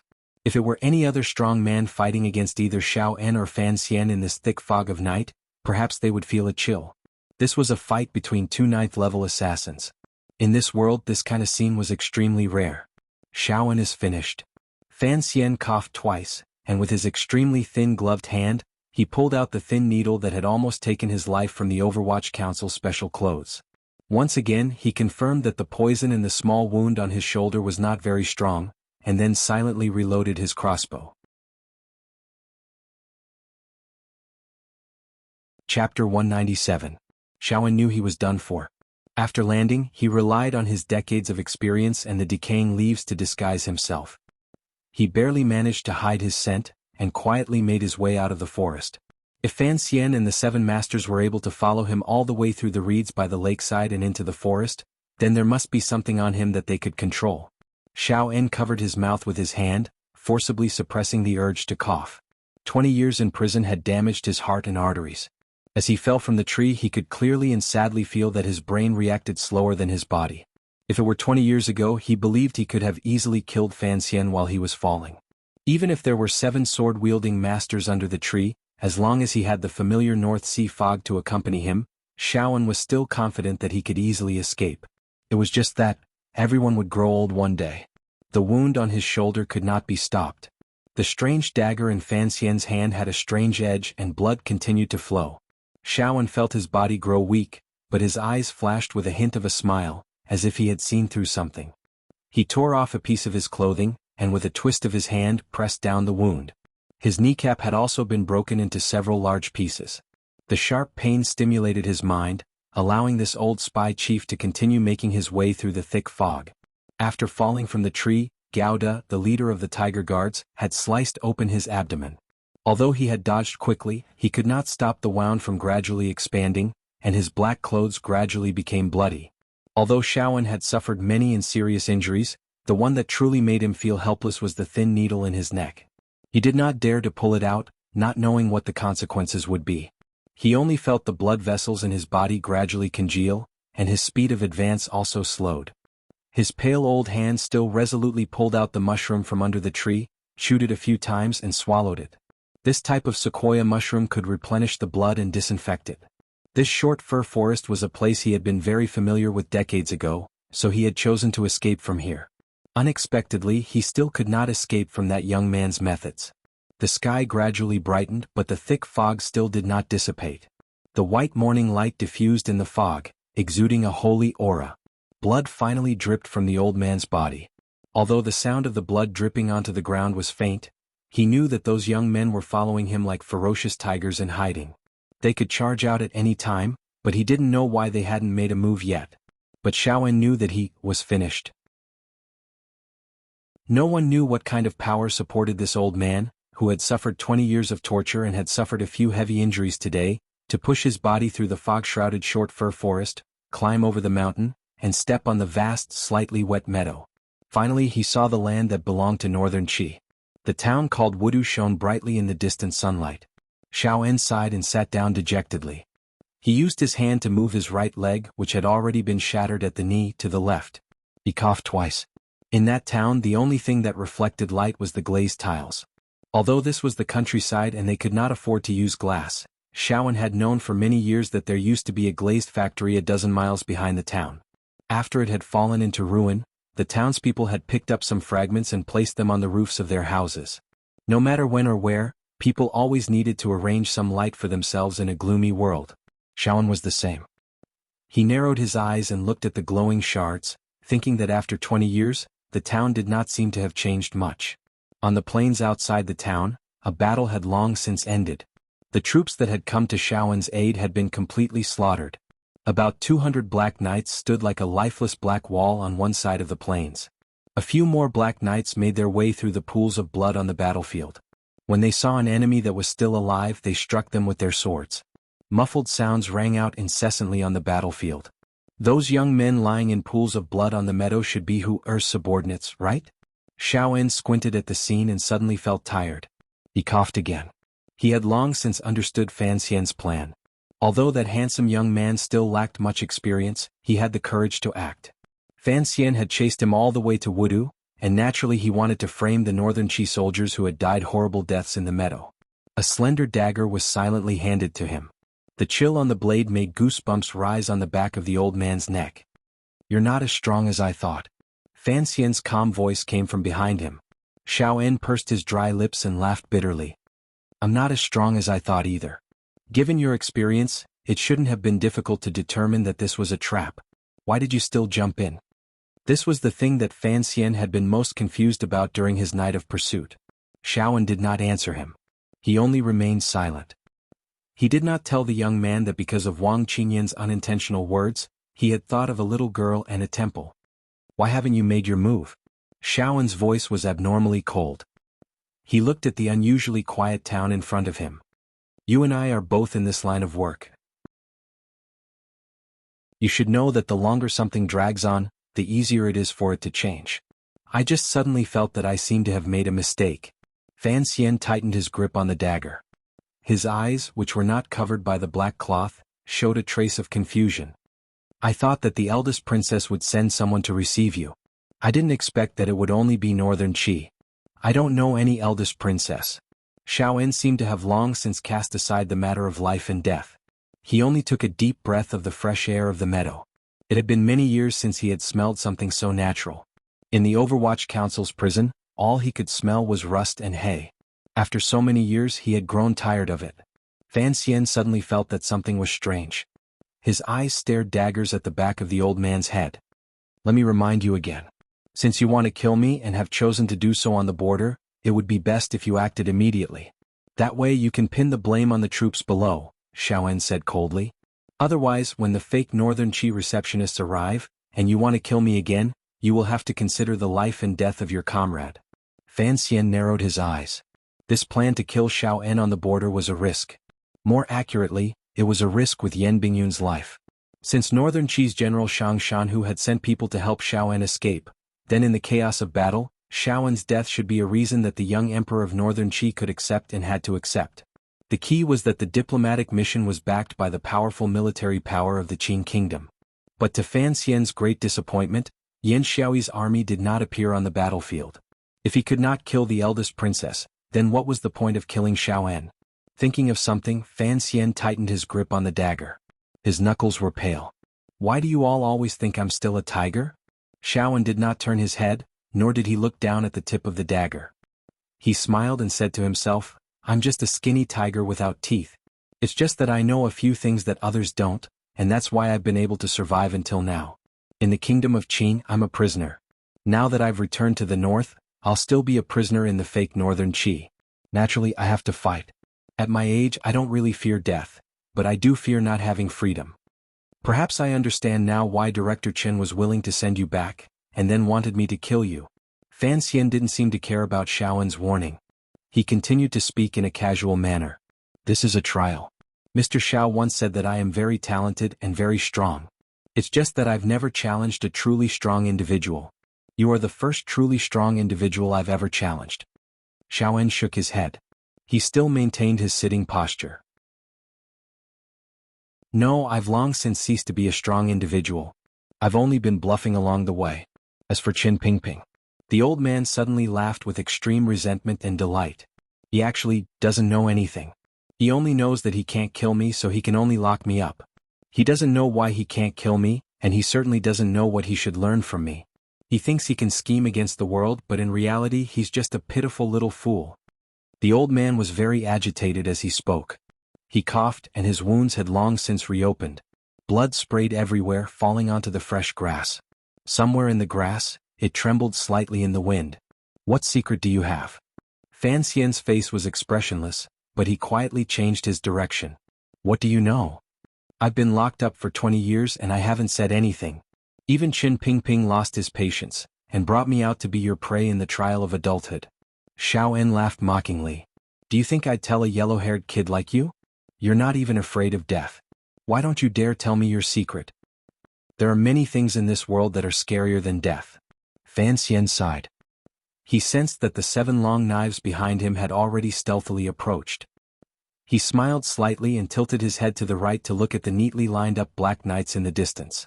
Suddenly, without warning, he stepped on the meadow with the tip of his foot, and his body slid to the left. A poisonous needle left his hand, and with a swish, it pierced into the grass. His body was already in midair, as if he were dancing in the air. The slender dagger in his hand was like a pitch-black poisonous snake, piercing straight ahead. It made a buzzing sound as it broke through the air. He had already condensed all the tyrannical Jinchi in his body. Earlier, the 7 tiger guards had already secretly occupied an advantageous position. Fan Xian's sudden sneak attack, and the 7 long knives cooperated with each other to attack the pile of grass, sending up several puddles of white snow. The cold light was dazzling. This kind of power, this kind of sudden movement, not to mention the ambusher, even the unfathomable eunuch Hong of the Qing Kingdom's royal palace would probably be in a difficult position, and would have to pay the price of blood and flesh.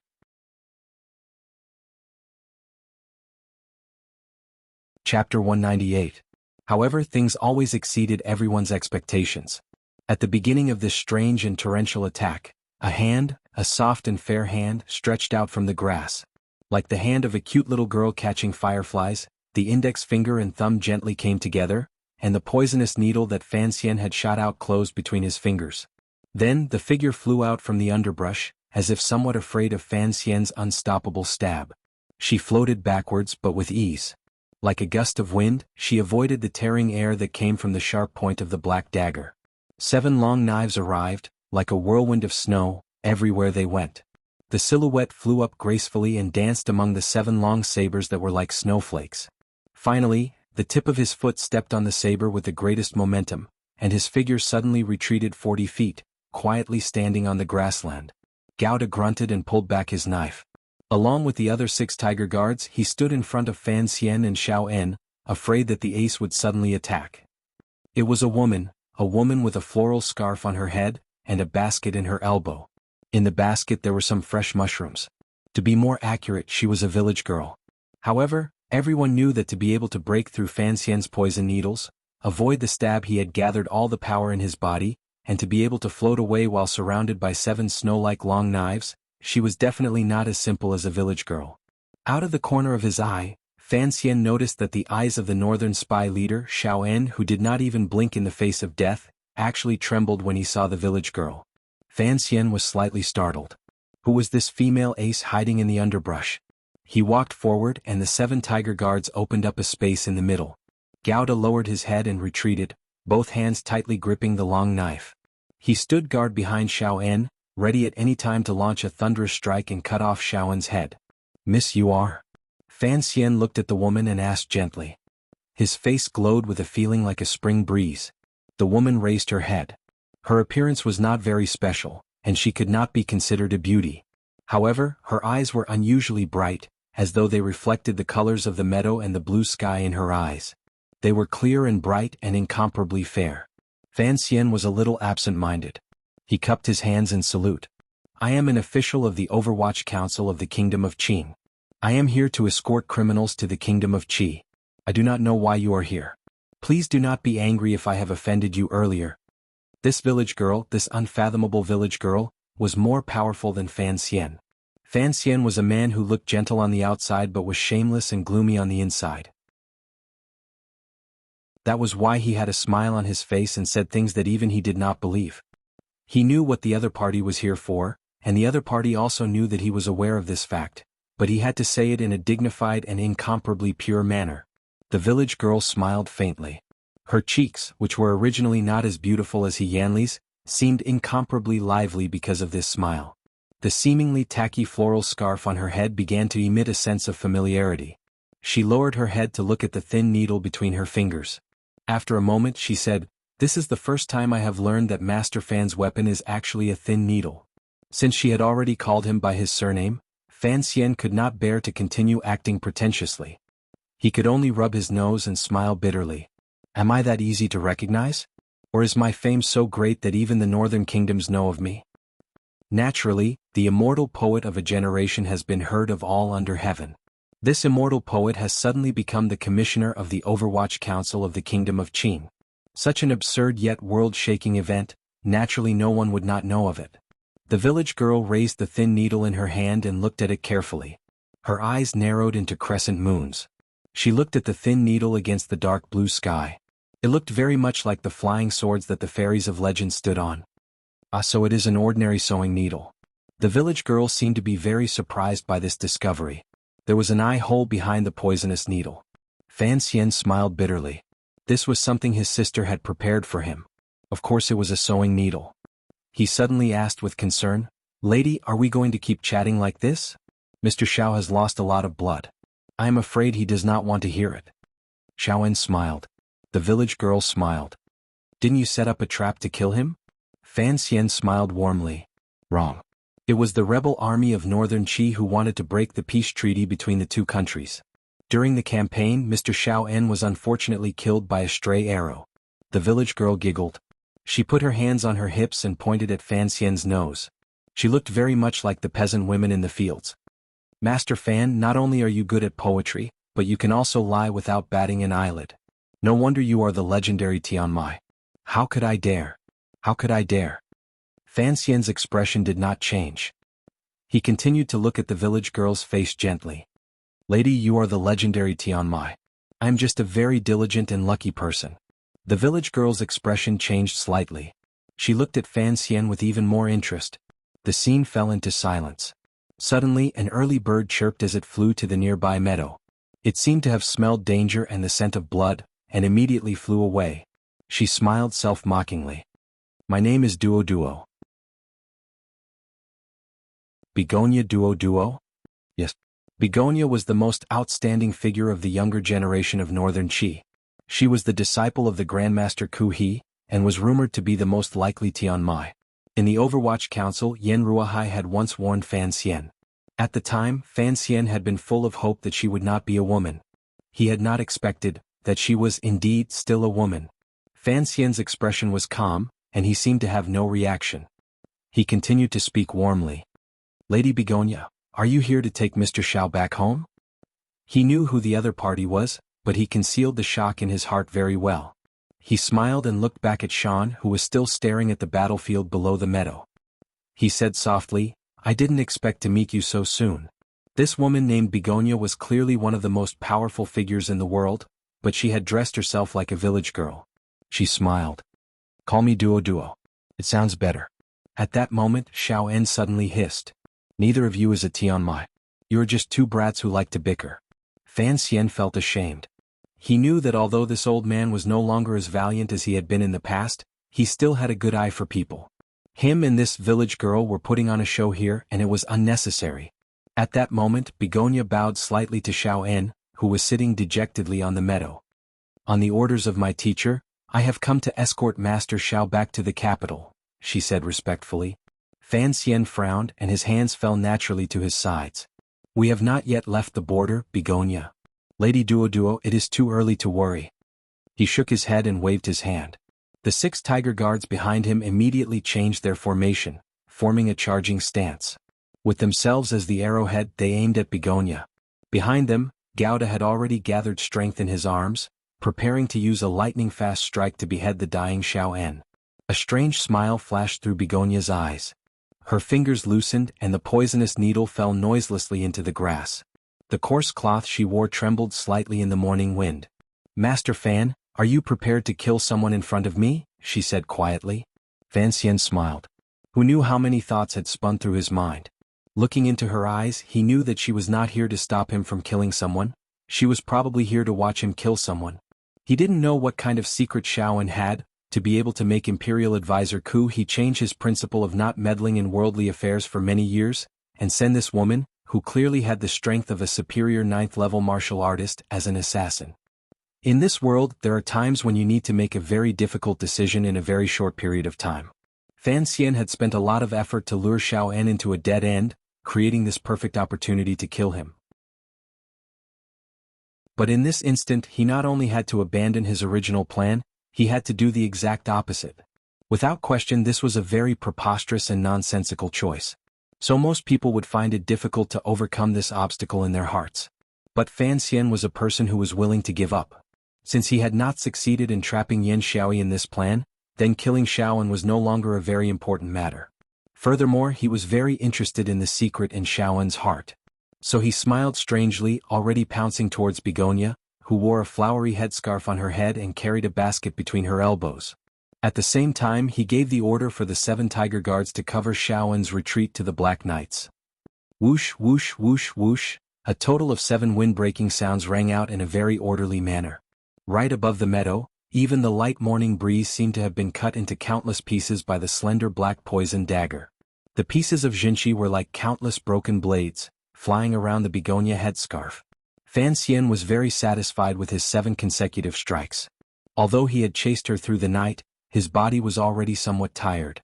But when faced with the most outstanding figure of the younger generation in the world, especially the character he had naturally disliked in the novels he had read in his previous life, Fan Xian finally stimulated all the potential in his body and struck out with a dazzling number of strikes.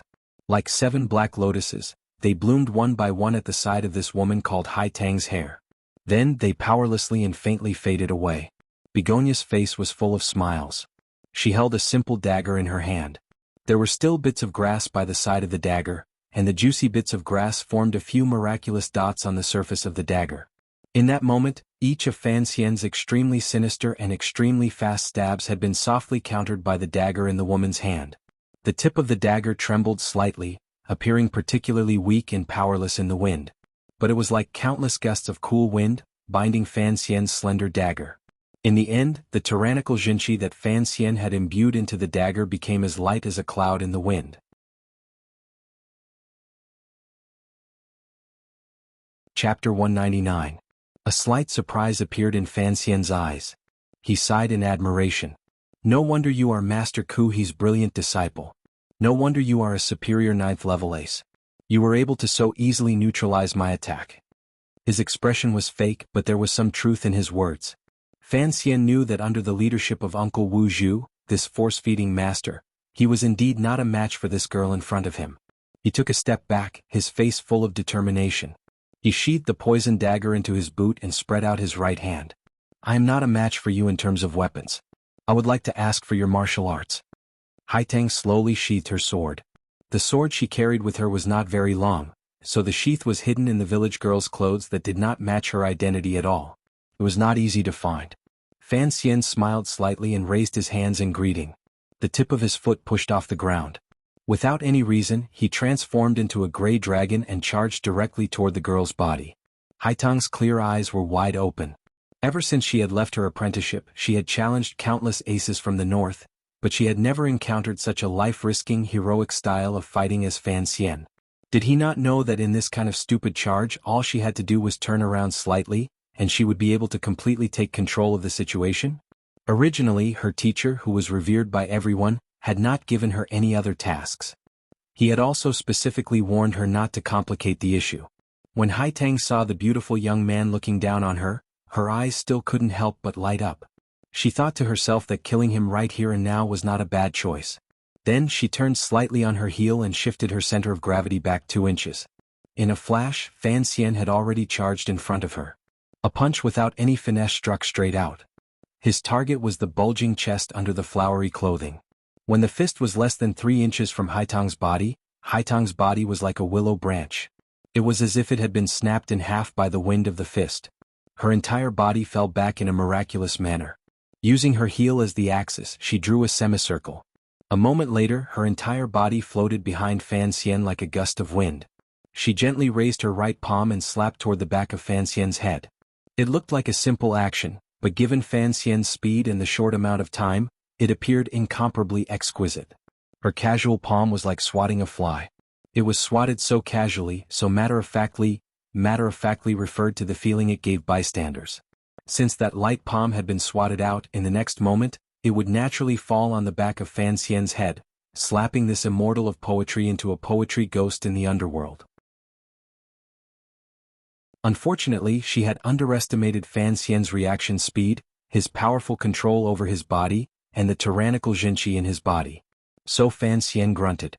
His front foot had already sunk deep into the soft meadow soil.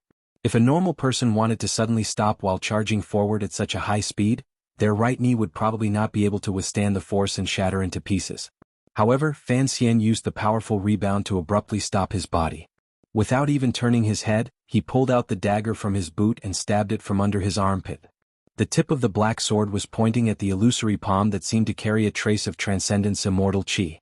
Hai Tang's brows furrowed. How could she have expected this young man to be so shameless? But she did not panic at all. She flicked her finger and in a flash, it hit the side of the black dagger that was like a viper. Her palm lifted slightly and her sleeve pierced through. Although she had avoided the danger of being pierced by the palm, She was still unable to deflect Fan Xian's tyrannical Jinqi attack. The basket that had been hanging in the crook of her left elbow swung over with unusual coincidence. The long dagger entered the bamboo basket. After a series of hissing sounds, it turned into a sky full of bamboo shavings. A faint fragrance, accompanied by a wave of white smoke, quickly spread out between the two of them. Haitang's brows furrowed again. She held her breath and pushed off with the tip of her foot, intending to retreat temporarily. Unexpectedly, 3 crossbow bolts shot out silently from the white smoke. By the time she discovered them, they were already a foot in front of her. If it had been a normal 9th level ace, they would have had to hold their breath after their breath had been slightly disturbed. Inevitably, they would have felt a bit depressed in their chest and abdomen. Suddenly encountering Fan Xian's crossbow technique, it would have been difficult to dodge. But Haitang was a legendary Tianmai. She waved her hand coldly, and the flowery cloth that had been wrapped around her head opened with a whoosh. It flattened in front of her face, unmoving in the wind like a piece of iron. Clang, clang, clang. The 3 crossbow bolts seemed to have hit an iron plate and shattered inch by inch. The flowery cloth in Haitang's hand also dispiritedly and powerlessly shattered into several pieces. Fan Xian's sneak attacks had all failed. Haitang slowly pulled out the dagger from her clothes. Her face was expressionless. She flipped her hand and threw it. The dagger was like a bolt of lightning, splitting the faint poisonous smoke. It followed a strange path and suddenly appeared in front of Fan Xian. Fan Xian's hands crossed, and the tyrannical Jinqi in his body rushed out. With a snap, he caught the dagger between his palms. He felt a burning pain in his palms. He knew that his opponent's pure Jinqi was still attached to the blade of the dagger. It was incomparably sharp. A shadow floated over. Haitang's figure seemed to be not a hair slower than the flying dagger. Immediately after, she arrived on Fan Xian's body.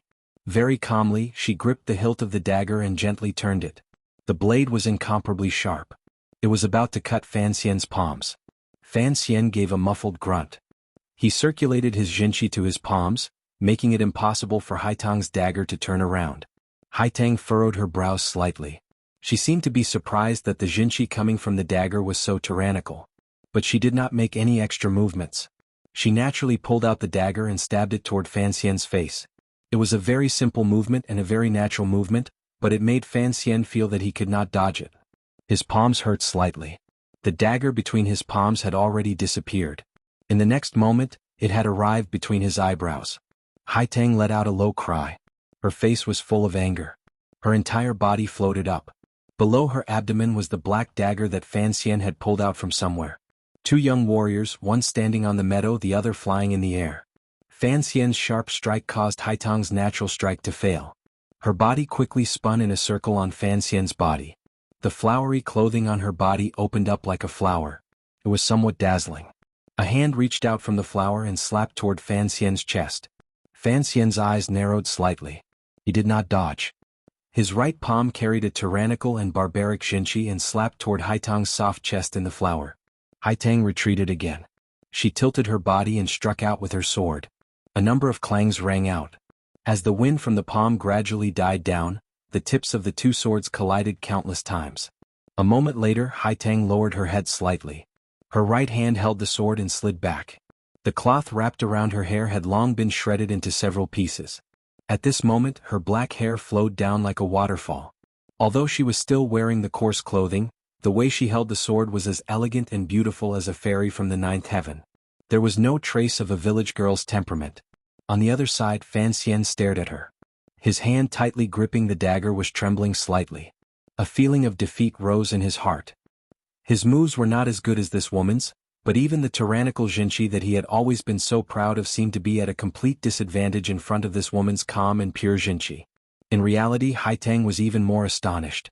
Ever since she had left her apprenticeship, she had met who knew how many experts. Fan Xian was clearly not the strongest.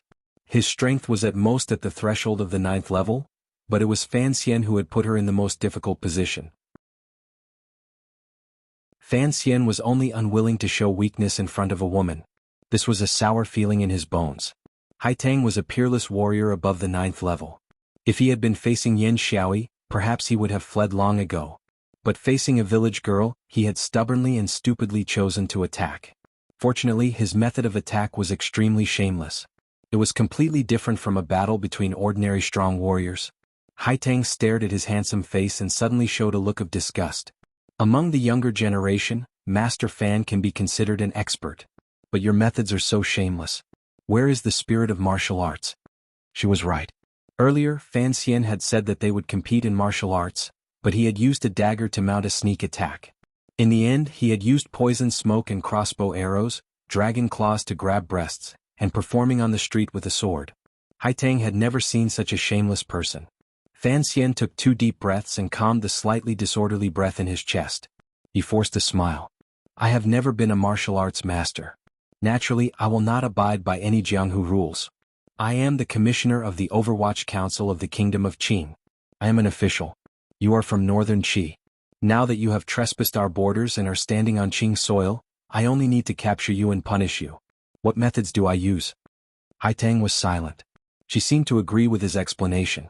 She slowly closed her eyes and took a deep breath. That unusually natural and beautiful aura began to strengthen around her body. The dew in the meadow beside her seemed to be jumping with joy. It struggled down the grass and turned into a faint mist. Fan Xian narrowed his eyes. He knew that when he had struck her chest with his palm and stabbed her private parts, he had angered this proud daughter of heaven.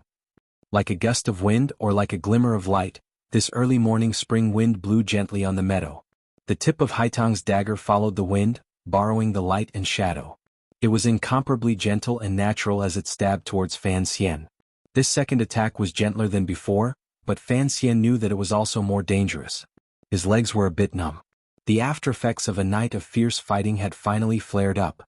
Furthermore, he was facing a 9th-level peerless warrior. He knew that he could not fight her head-on. He did not have that strength. So, Fan Xian abandoned the dagger and pulled back his palms. Narrowing his eyes slightly, he no longer attacked. Relying solely on every bit of contact between his skin and the air, he began to dodge that seemingly natural dagger. Many years ago he had done this. At that time Wuxia had held a wooden stick. Today he had done it again. His opponent had held a dagger. Wuxia could hit him, but Haitang was not Wuxia. Even if she was a peerless warrior above the 9th level, she was still far from Wuxia.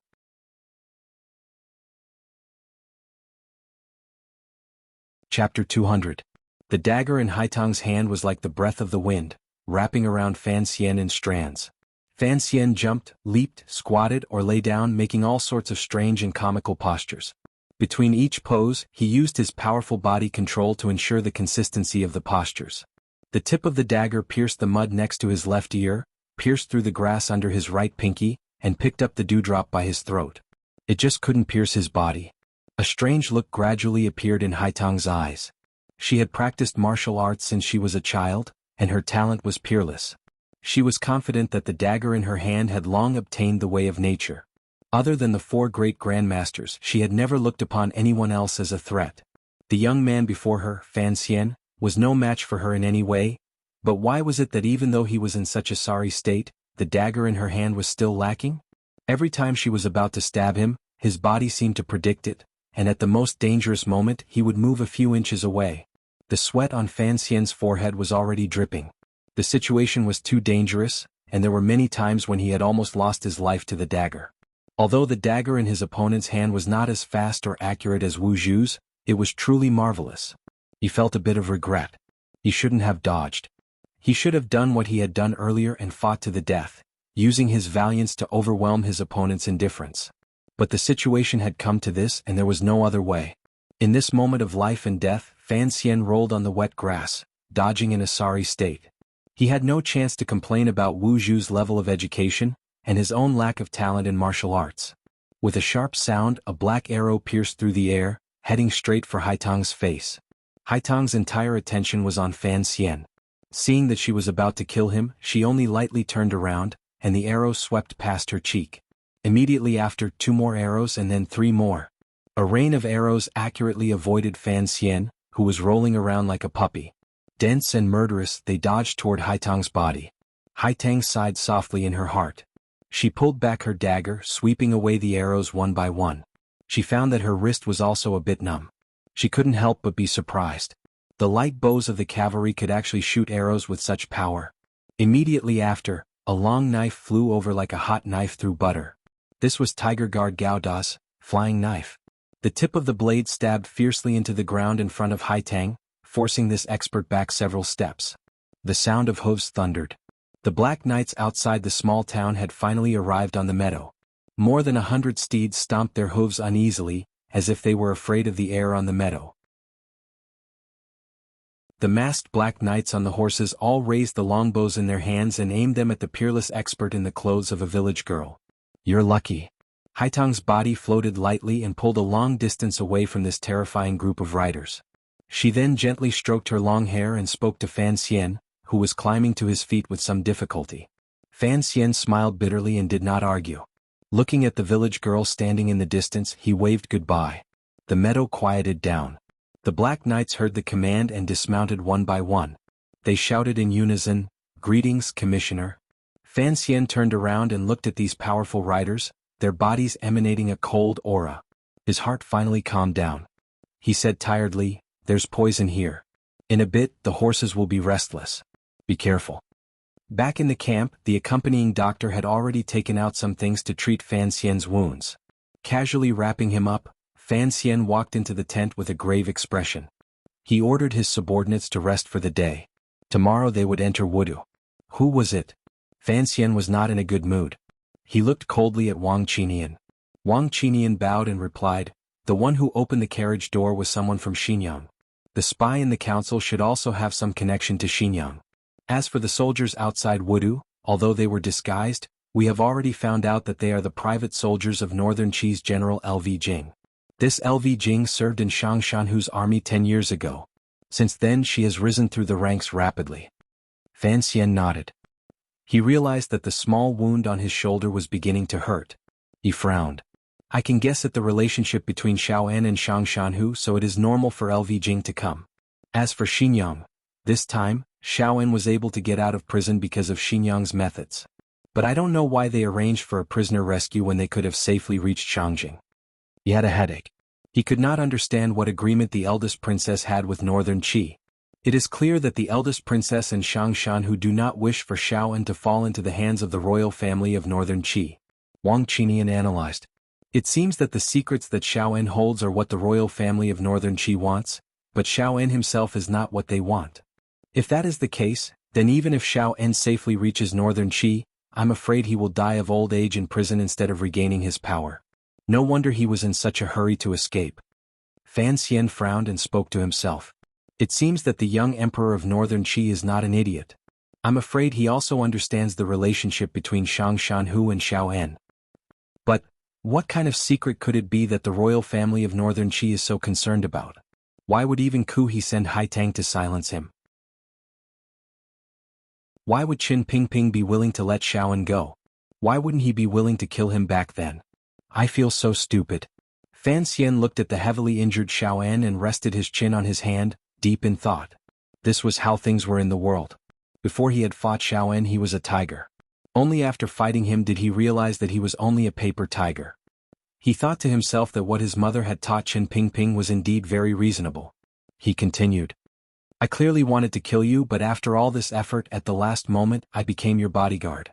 The development of this matter was truly absurd. Xiao En's old voice rang out. The affairs of the world are always like this. If they were not absurd, they would not be affairs of the world. Fan Xian smiled. But the temptation to kill you is still very great. Haitang is Ku He's student. In Northern Qi, no one dares to disobey the words of that baldy, Xiao En said lightly. Xiao En said indifferently, since she knows I'm alive, then you can't justify framing the corpses outside the town. If you kill me now, I'm afraid it'll be very difficult for that young Master Yen to return alive. What kind of secret are you hiding in your heart? Fan Xian looked at him calmly. Something that could make Ku He lose all decorum and come to kill you. Just some old stories. When we were on the meadow talking about the secret in your heart, it was then that she revealed herself and revealed her murderous intent. Fan Xian looked at him indifferently. It seems that secret is indeed extraordinary, to be able to throw a 9th-level master's state of mind into chaos. Xiao En looked at him mockingly. Why don't you think that she was preparing to kill you? I have no enmity with her. Why would she want to kill me? Fan Xian stared into Xiao En's eyes. It seemed that those eyes, which were no longer filled with the scent of blood, wanted to see the long-hidden secret. You're wrong. Xiao En smiled gently. Since leaving the Overwatch Council's prison, the cold aura that had surrounded him had long since disappeared. It seems that Kuhi does not wish for you to return to Northern Qi alive. Correct.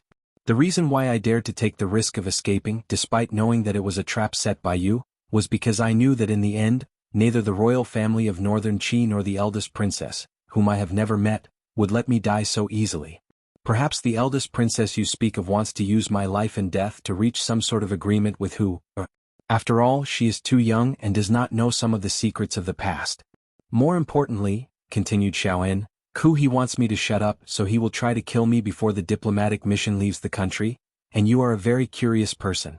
You must be wondering what kind of secret it is that would provoke him to come after me. Since that is the case, you can only change from the person who will kill me to the person who will protect me. Fan Xian was silent. You set a trap, I broke it, and in the end I failed. But I had one last thing to rely on. I only had to play my final card, and you would not be willing to kill me. Tomorrow when we enter the country you will have no chance to strike. So this time, you have lost. Xiaowen's face was expressionless. Although this wily old fox was not as strong as he had been in the past, his calculative mind seemed to be able to see through everyone's hearts. I am indeed interested in that card of yours, even more than anyone else. I admit that is enough for me to spare your life for now. Fan Xian did not seem disheartened. Instead he smiled. But you did not escape. When we reach Shangjing, Shangshan who will not be able to save you. You will still be imprisoned by the royal family of Northern Qi, tortured until you die of old age, waiting for you to reveal that secret. A sudden look of fear flashed through Xiaowen's eyes. After this old man had been injured today, it seemed that even his mental defenses had weakened. What kind of secret is it? Fan Xian repeated the words he had said in the meadow. If you are not afraid of death, why do you not dare to say it? Don't tell me what is more terrifying than death. I don't believe such nonsense. It seemed that Xiaowen had only just discovered the coldness in the depths of Fan Xian's heart. He smiled and closed his mouth. Fan Xian suddenly closed his eyes and thought for a moment. His hand moved like the wind, and he gently removed the poisonous needle from Xiaowen's neck. Ever since this needle had been inserted into Xiaowen's acupoint in the fir forest, it had not been removed. As the needle slowly left Xiaowen's body, the old man suddenly gave a muffled grunt. A pained expression appeared on his face, and the wounds on his body began to bleed. This needle can block the circulation of your blood, but in reality, it is also helping to staunch your bleeding. After it is removed, you will probably only be able to count to 20 before you die from excessive blood loss, Fan Xian said softly. He gently moved the needle between his fingers. This is the only weapon that I have trained in, so I have always been very careful with it. Blood flowed from Xiaowen's body, soaking his clothes and dripping onto his chair. The old man's face grew paler, and the smell of old age on his body grew stronger, as if it were gradually transforming into the smell of death. But his mouth remained tightly shut. Drip, drip. After an indeterminable amount of time, Fan Xian slightly frowned. His fingers stretched out like lightning, and once again pierced into another acupoint of Xiaowen's, helping to staunch the bleeding. Then he carefully smeared some knockout powder on the half-conscious Xiaowen's nose.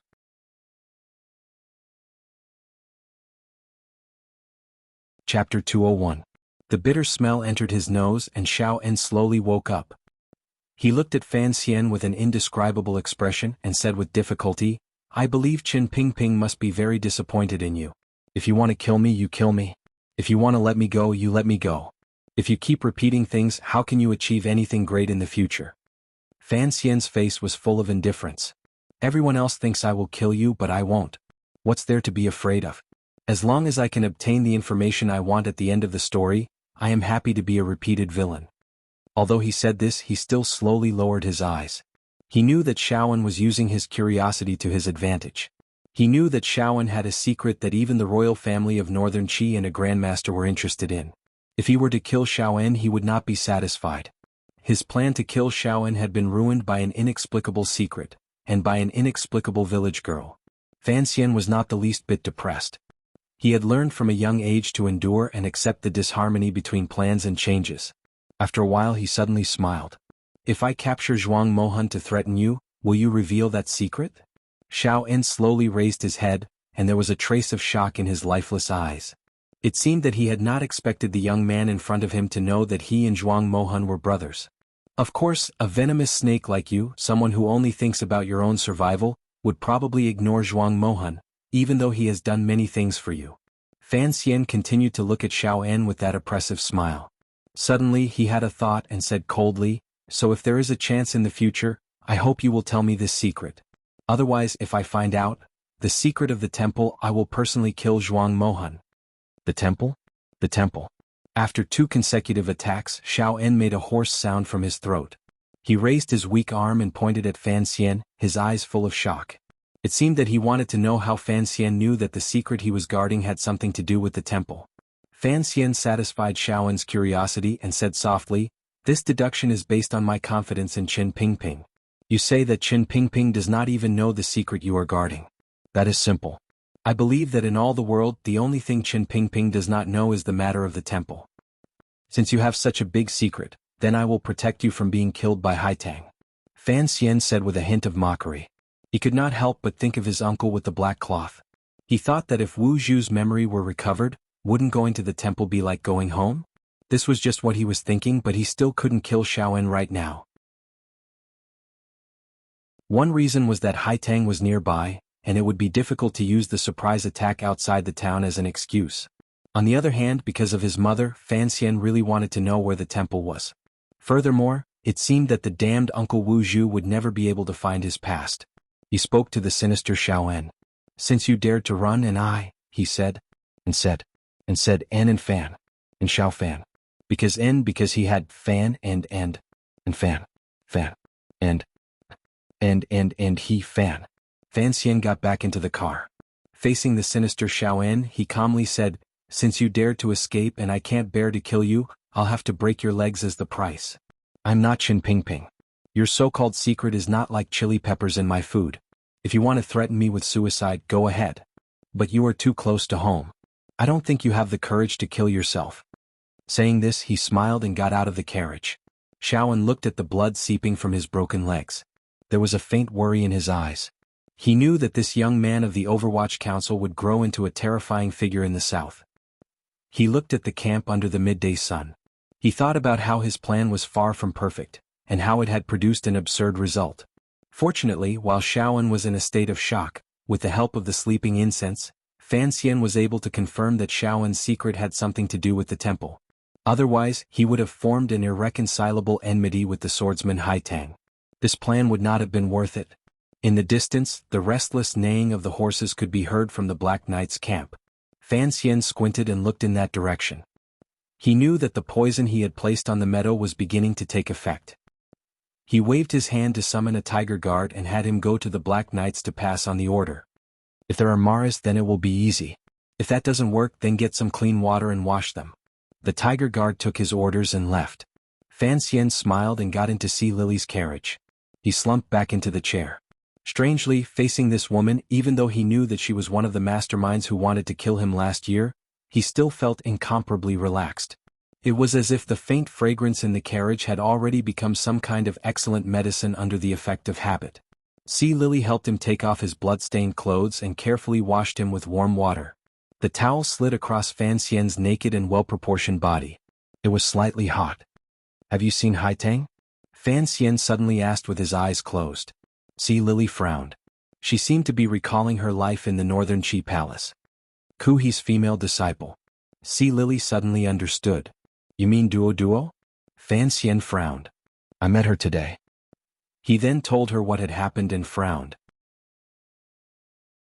"I thought she would be like a fairy. Who would have thought that she was like a village girl? The way she spoke and the way she put her hands on her hips, it was hard to tell that she was a powerful master. Duo is not an ordinary person." Sea Lily looked at him worriedly. She has been obsessed with martial arts since she was a child. As for poetry, calligraphy, and painting, she has no interest at all. Instead, she opened a vegetable garden in Kuhi's courtyard. Every day, aside from practicing martial arts, she grows vegetables and flowers. Fan Xian was a little surprised. This kind of behavior was quite similar to that of King Jing. He guessed why Haitang would live such a life. The martial arts of Kuhi's branch followed the path of harmony between man and nature. They paid particular attention to being close to nature. Since Haitang had a talent for cultivation, it was only natural that she would hide in the vegetable garden every day. It seemed that her village girl appearance was not a deliberate act. Be careful. She's very powerful. Sea Lily teased Fan Xian. She used a dry towel to dry the water on his body. I reckon that you almost didn't make it back today. That was indeed the situation at the time. But Fan Xian raised his eyebrows. With a strange smile, he said, although my martial cultivation is not as good as hers, if we really fought, I think that at this time she would probably feel much worse than me. Sea Lily looked at him with a smile. After you enter the border of northern Qi, if Haitang comes to kill you, I won't speak up for you. Fan Xian smiled and shook his head. After we enter the border of northern Qi, if she dares to kill me, I will take off my clothes and let her kill me. That is, if she isn't afraid of starting a war between the two countries.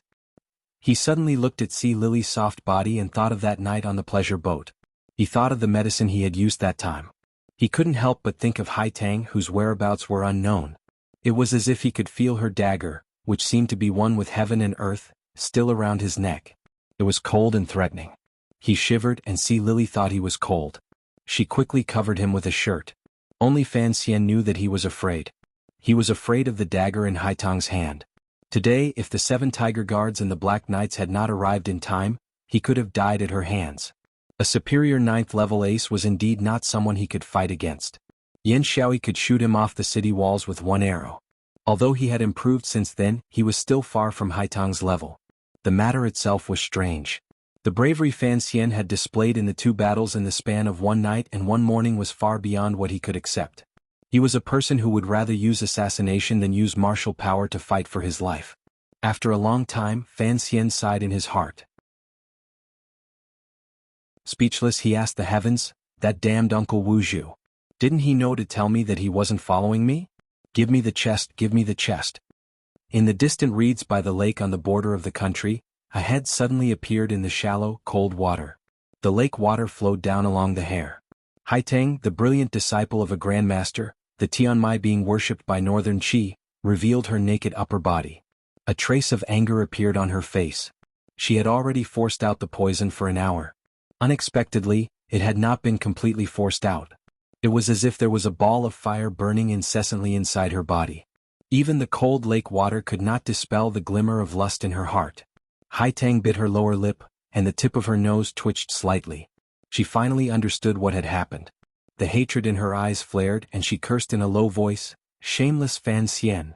Fan Xian had not used poison but an aphrodisiac. A good aphrodisiac would not cause any harm to the human body. Haitang's use of Jinqi to force out the poison had actually caused the drug to circulate faster in her body. No wonder in this early spring cold lake, the girl's mind was still flying and her body was boiling hot. Haitang sighed softly, thinking of what the man called Fan Xian had said. He was an official but he was also a man of martial arts. As a 9th level master he used such despicable means. But there were still many things she did not understand. When the poisonous smoke had come out, she had clearly held her breath. Could it be that during the fight, in a moment of carelessness, she had breathed in some remnant of the drug? She suddenly raised her right hand and frowned as she examined it. Only then did she discover that there was a small burn mark between her thumb and index finger. This burn mark did not hurt at all. It must have been caused by the poison on the needle. Haitang had always thought highly of herself, and had never cared about any poison in the world. That was why she had been able to pinch it with her hand. But she had not expected Fan Xian's poisoning method to be so complicated. First, he had used the poison on the needle to burn a small opening, and then let the medicinal mist touch her body and escape through this small opening. First, he had used the poison needle to burn her skin, and then he had used the aphrodisiac to confuse her mind. Her body was tired of spring, and the heavens had descended upon Fan Xian in great anger.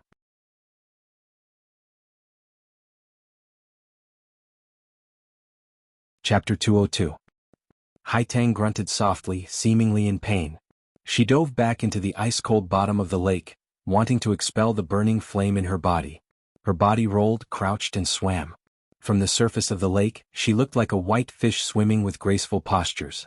The fishes in the distance also followed, carefully swimming beside her naked body. After a long time, the lake exploded with a white splash. Haitang broke through the water and swept to the lakeside. A cool breeze stirred. She had already put on her coarse clothes. This woman was not very beautiful, but there was always a faint rustic feeling in her eyes. She was very amiable. Her eyes were unusually clear, reflecting the white birds on the surface of the lake. At this moment, however, there were two traces of anger in them. Fan Xian, I'm going to kill you. It was clear that the poison had failed again. Fan Xian awoke from his meditative state and strolled leisurely through the camp. Northern Qi's ambush troops had already been slaughtered by the Black Knights, and the corpses on the battlefield were the best proof. At this time, there were already envoys crossing Wudu to express their strongest protest to Northern Qi. It's a pity. Wang Qinian followed behind him and sighed. It wasn't easy to calculate the location of the other party's attack and push the blame for Xiaowen's death to the other party. All kinds of evidence have also been arranged very well. Xiaowen's death was originally in the master's plan, but unexpectedly, that woman ruined everything. Fan Xian shook his head and walked over to a tree. Looking at the mist drifting over from a distant valley, he said quietly, perhaps I ruined her plan. Although Xiaowen didn't die in the right place at the right time, it's fine. At least I know what he was hiding. Let's torture him. Wang Qinian began to come up with a rotten idea. Fan Xian stared at him and said coldly, Qin Pingping used 20 years of torture to no avail. Do you think we can make any progress in 2 short days? Then what do we do? Do we really hand Xiaowen over to the north? Although Wang Qinian didn't know what Xiaowen knew as an official of the Overwatch Council, he really didn't want to hand over this secret to the enemy in the north. Give it to Northern Qi for now. In any case, the people there who want to kill him are very powerful, and the people who want to protect him are also very powerful. Fan Xian furrowed his brows and wondered if he really had to use that chest. But the chest was not by his side and he did not know where Uncle Wu Zhu was. Let's not think about this anymore. Fan Xian shook his head. Prepare to cross Wudu tomorrow. Be careful of that Haitang woman. If Xiaowen is killed within our borders, the responsibility will be ours. Should we send out the Shadow Knights to eliminate the target? You're just coming up with stupid ideas today. Fan Xian coughed and found that there was still some pain in his chest and abdomen. Leaning on the tree trunk, he said, if it was a battle between 2 armies, even if it was a great grandmaster, if he encountered a formation of Black Knights, he could only float away. However, if he used the Black Knights to search for people, he would probably be silently cut down one by one by that girl's dagger. You are very self-aware. A slightly angry voice came from the mountain path in front of him. A woman dressed in coarse clothes and with long hair that fell over her shoulders stared at Fan Xian. This place was about 30 meters away from the camp. The tiger guards who had worked all night had been ordered by Fan Xian to rest. Wang Qinian looked at Fan Xian and was shocked.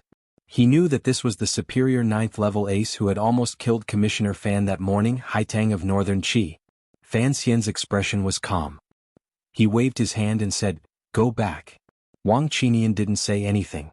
He ran back to the camp with his head down, thinking that he had to quickly wake up Gauda and the other silent aces.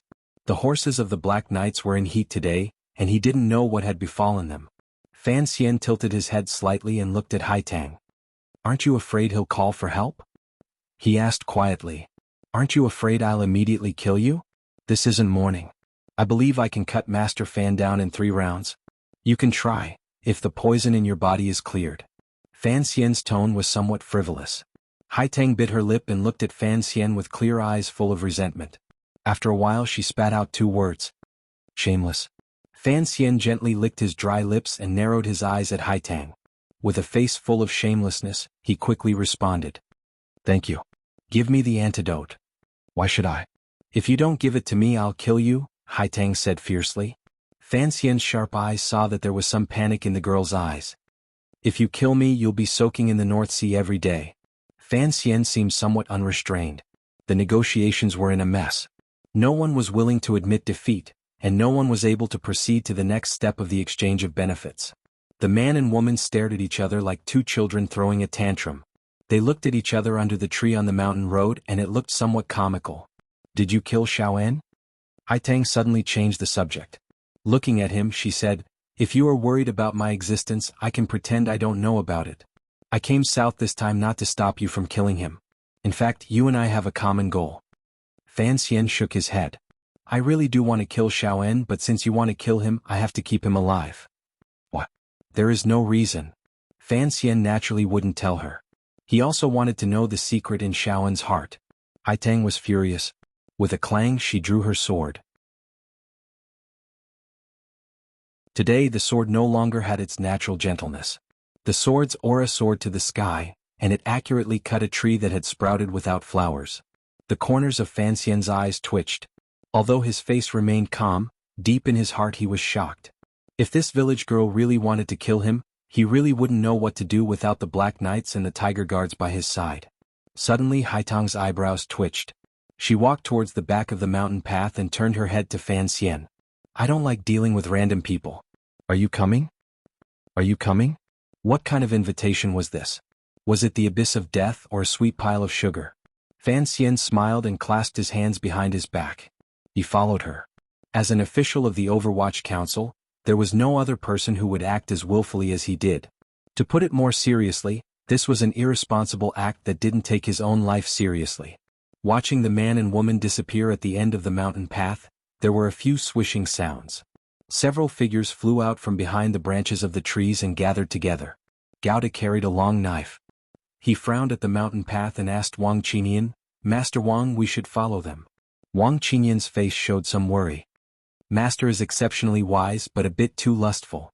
Fan Xian naturally didn't follow because he coveted Haitang's beauty. He just knew that his following conversation with this woman couldn't fall into the ears of outsiders. Otherwise Haitang would fly into a rage out of humiliation. She would no longer be threatened by him, and even if she had to die, she would kill him. I can detoxify this poison. Fan Xian looked calmly at the woman leaning against the tree. He looked at her damp flowery clothes. But I need a promise from you. I won't accept your threats. I'm not threatening you. A slightly sad expression appeared on Fan Xian's face. I am an official of the Overwatch Council of the Kingdom of Qing. You have entered deep into the country and vainly attempted to kill the felons I am escorting. So I must use all means at my disposal to stop you. Do you think I would feel proud of using such despicable methods? His lips curled into a self-deprecating smile at the right time. Haitang was slightly startled. After a moment of silence, she suddenly said, What do you want me to promise? From here to the north of Wudu, there should still be a day's journey. I hope you won't strike during that day. Haitang looked at him calmly. You know very well that once you enter the kingdom of Qi, I can't strike again. Why? Fan Xian appeared surprised. Because I am a citizen of the kingdom of Qi. I must consider the people of this country. I cannot break this agreement in my own country. If I anger the royal family, and the two countries go to war again, the dead and wounded will not be the unarmed people. A faint look of worry appeared in Haitang's eyes. But I don't want Xiao En to return to northern Qi alive. Fan Xian listened calmly, but in his heart he gradually came to a sense of propriety. It seemed that it was as Sea Lily said. This superior 9th-level master before him really was a country girl. Bemoaning the state of the universe and pitying the fate of mankind? This was the good moral character that Fan Xian liked most in his enemies. Why did you kill Xiao En? Strangely, a look of disapproval and disgust appeared in Haitang's eyes. Don't you know that if Xiao En dies, that high-ranking official of yours who fell into the hands of the court will also die? Fan Xian was silent. Of course, he wouldn't tell her the darkest side of himself. He smiled slightly. I didn't kill him, did I? Even if Xiao En dies, it is still your northern Qi's responsibility. You sent troops to infiltrate our country. Do you think you can wash away suspicion? As for Master Yan, I believe I can bring him back to the kingdom of Qing. He paused, then asked curiously, Why did you kill Xiao En? His expression was a little naive, even a little stupid. Haitang looked at him with disgust. I don't need to explain it to you. Fan Xian shrugged his shoulders and took out a pill from his robes. The aphrodisiac that you have is something I developed myself, he said quietly. You cannot force it out with Jinqi. Having said this, he tossed the pill far away. Haitang's expression was one of anger, then embarrassment.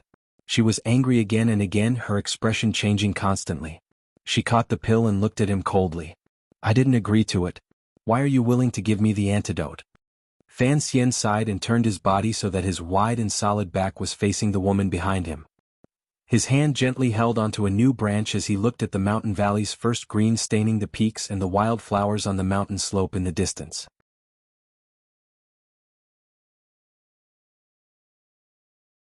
Chapter 203. Last night the rain was light and the wind was strong. Deep sleep did not sober the wine. Ask the curtain rollers and they say Haitang is still the same. Do you know it should be green fat and red thin? Fan Xian softly recited from beneath the tree.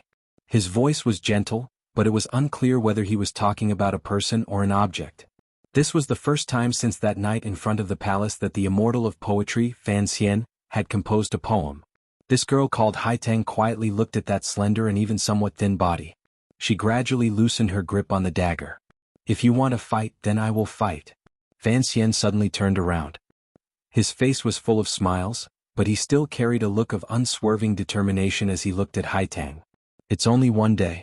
I would like to see, even if I do not use those half-drunk methods, whether or not I can protect Xiaowen's old life from Haitang's hands."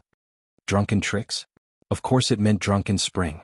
Haitang's expression was calm. It was impossible to tell what she was thinking. It seemed that she had not expected that after reciting that poem, Fan Xian would reveal the backbone and courage that a man should have. As a proud daughter of heaven, she had unexpectedly suffered such a setback at Fan Xian's hands. She had not expected that Fan Xian would have the courage to face her alone. At this moment, she truly did not understand the young official in front of her.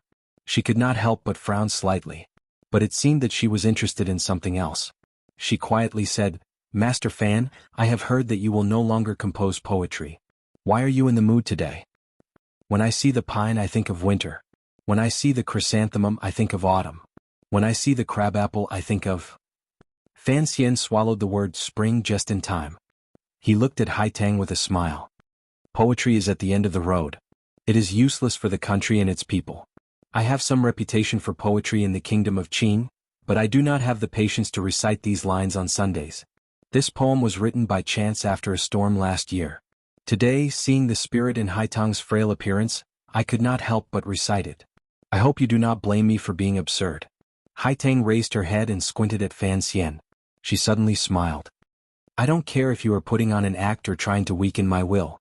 I just feel that what you said earlier was reasonable. You are an official of the kingdom of Qin, and it is your freedom to use whatever methods you want, so I will not hold a grudge against you. As for Master Fan's earlier poem, perhaps it was a good one, but I have never been an expert in this field, so naturally I do not understand its meaning. All I know is that the crabapple cannot be soaked in the rain. If the water accumulates in the pot, the roots will rot. Regardless of whether it is green or red, I fear it will become a pot of rotten fruit." Having said this, she turned and walked back. A few moments later, she had disappeared into the quiet mountain forest, leaving behind only a faint fragrance, a few bird cries and an embarrassed Fan Xian. Why did Miss Hua leave? Fan Xian seemed to have lost something. He sighed. "I was going to tell you a story about a mushroom-picking girl." Haitang left with ease and Fan Xian returned with ease. He patted his buttocks, clasped his hands behind his back, and slowly walked back along the moss-covered mountain road. After a few steps, he saw the 7 tiger guards on the other side of the road, who looked as if they were facing a great enemy. Wang Qinian led a group of Overwatch Council officials and hid in the grass, ready to attack at any moment. Seeing the commissioner return safely, everyone let out a collective sigh of relief. The Overwatch Council officials hiding in the grass also stood up, but their faces and bodies were covered in grass stains, which made them look very comical. "Master, is that it?" Wang Qinian frowned as he followed behind Fan Xian. "This Haitang is a 9th-level master according to our intelligence reports, and Northern Qi always says she is a Tianmai. No matter how you look at it, she seems quite ordinary, and she did not make a move on you, master?" "Make a move on me?" Fan Xian heard the vile meaning in Wang Qinian's words. "If she had made a move on me, would I be able to walk back so calmly?" He suddenly stopped and looked at Wang Qinian suspiciously. "You used to be an expert at tracking people, so your hearing must be good." "Yes, master." Wang Qinian did not know what he meant. "Then did you hear my conversation with her just now?" Fan Xian's face was full of smiles, but it was full of pressure. Wang Qinian did not dare to hide anything. "I heard some of it." "What did you hear?" Wang Qinian's face was full of worry. "I heard a wonderful poem from Master, and I also heard something about medicine." Fan Xian warned him. "Do not reveal it. If the news that he had used an aphrodisiac on Haitang was made public, he would certainly offend all the people of Northern Qi, and Haitang would probably be so ashamed that she would cover her face with a flower basket before she dared to go out on the streets." "Yes." Wang Qinian was full of admiration. "Master is indeed not an ordinary person. With just a few simple words, you were able to send such a terrifying master away." Fan Xian paid no attention to his flattery. He only sank into deep thought. Today's matter seemed simple, but he had actually put a lot of thought into it. First of all, he had always referred to himself as an official. He wanted to make Haitang aware that this was not just a fight on the Jianghu, so that she would not fly into a rage because of the aphrodisiac and forget many things that she should pay attention to. As for Li Qingzhao's dream order, Fan Xian had shamelessly prepared it while he was in the capital. Ever since Yan Ruohai had told him about a strange woman in the north called Haitang, Fan Xian had begun to prepare this kind of numbing method. He had even prepared a poem by Han Yu called Lazy to Get Up. Last night it rained in the third watch, a chill before dawn. Are the Haitang flowers there? I lay on my side and roll up the curtains. But this poem was more intimate than Li Qingzhao's, so he did not dare to use it today. Fan Xian smiled slightly. He had deliberately said that he had felt something because of Haitang's delicateness. Thinking about it, the aphrodisiac must have made the girl very happy. She had been the female disciple of a grandmaster since she was a child, and was worshipped by the foolish common people as a Tian Mai.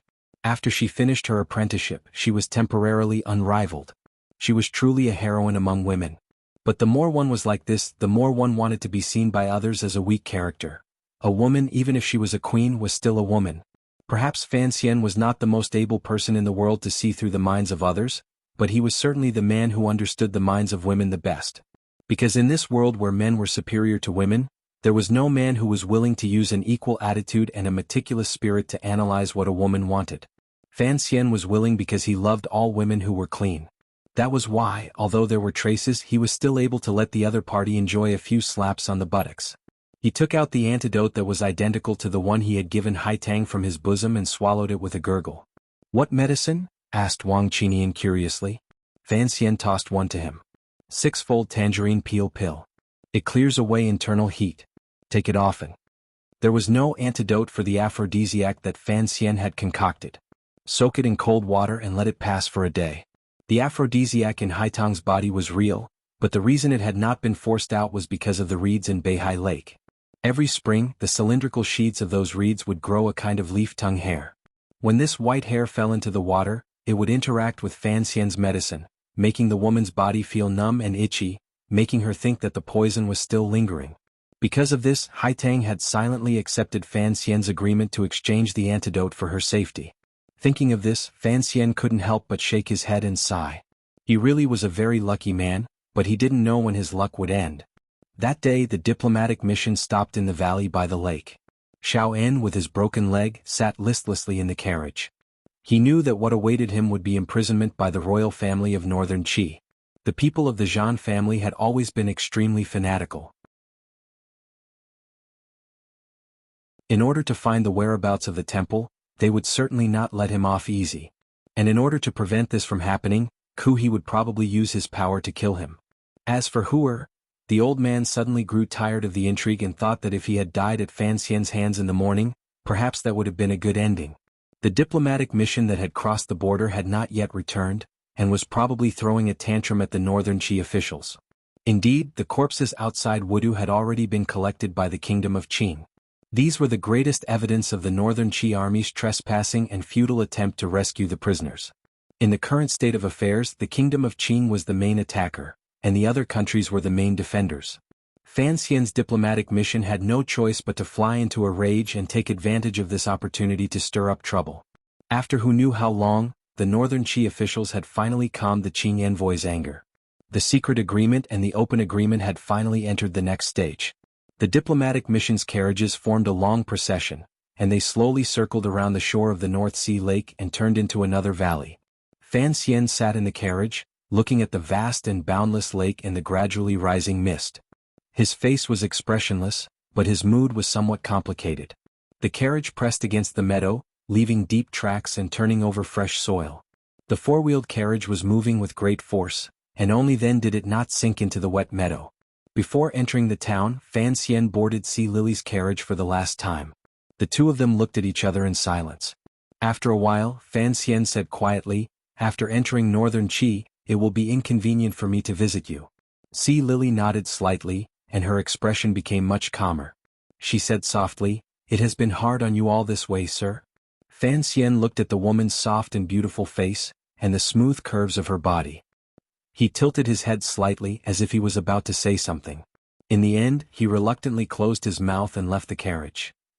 The meadow outside the town of Wudu still bore the bloody traces of yesterday's battle. In the deepest patch of grass beneath the mound, there were still broken limbs and weapons.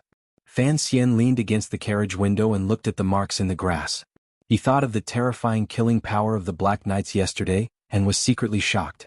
The corpses of the Northern Qi people had already been transported back to their country. As for what compensation they would have to pay in the future, that was not something Fan Xian needed to consider right now. The carriages entered the town, but they did not stop. Under the gazes of the numb townsfolk, they slowly moved along the stone road, heading northeast. The curtain was still open. This was Fan Xian's personal habit. He liked to sit in the carriage and look at the people and scenery along the way. He did not want to have his eyes covered by a black cloth.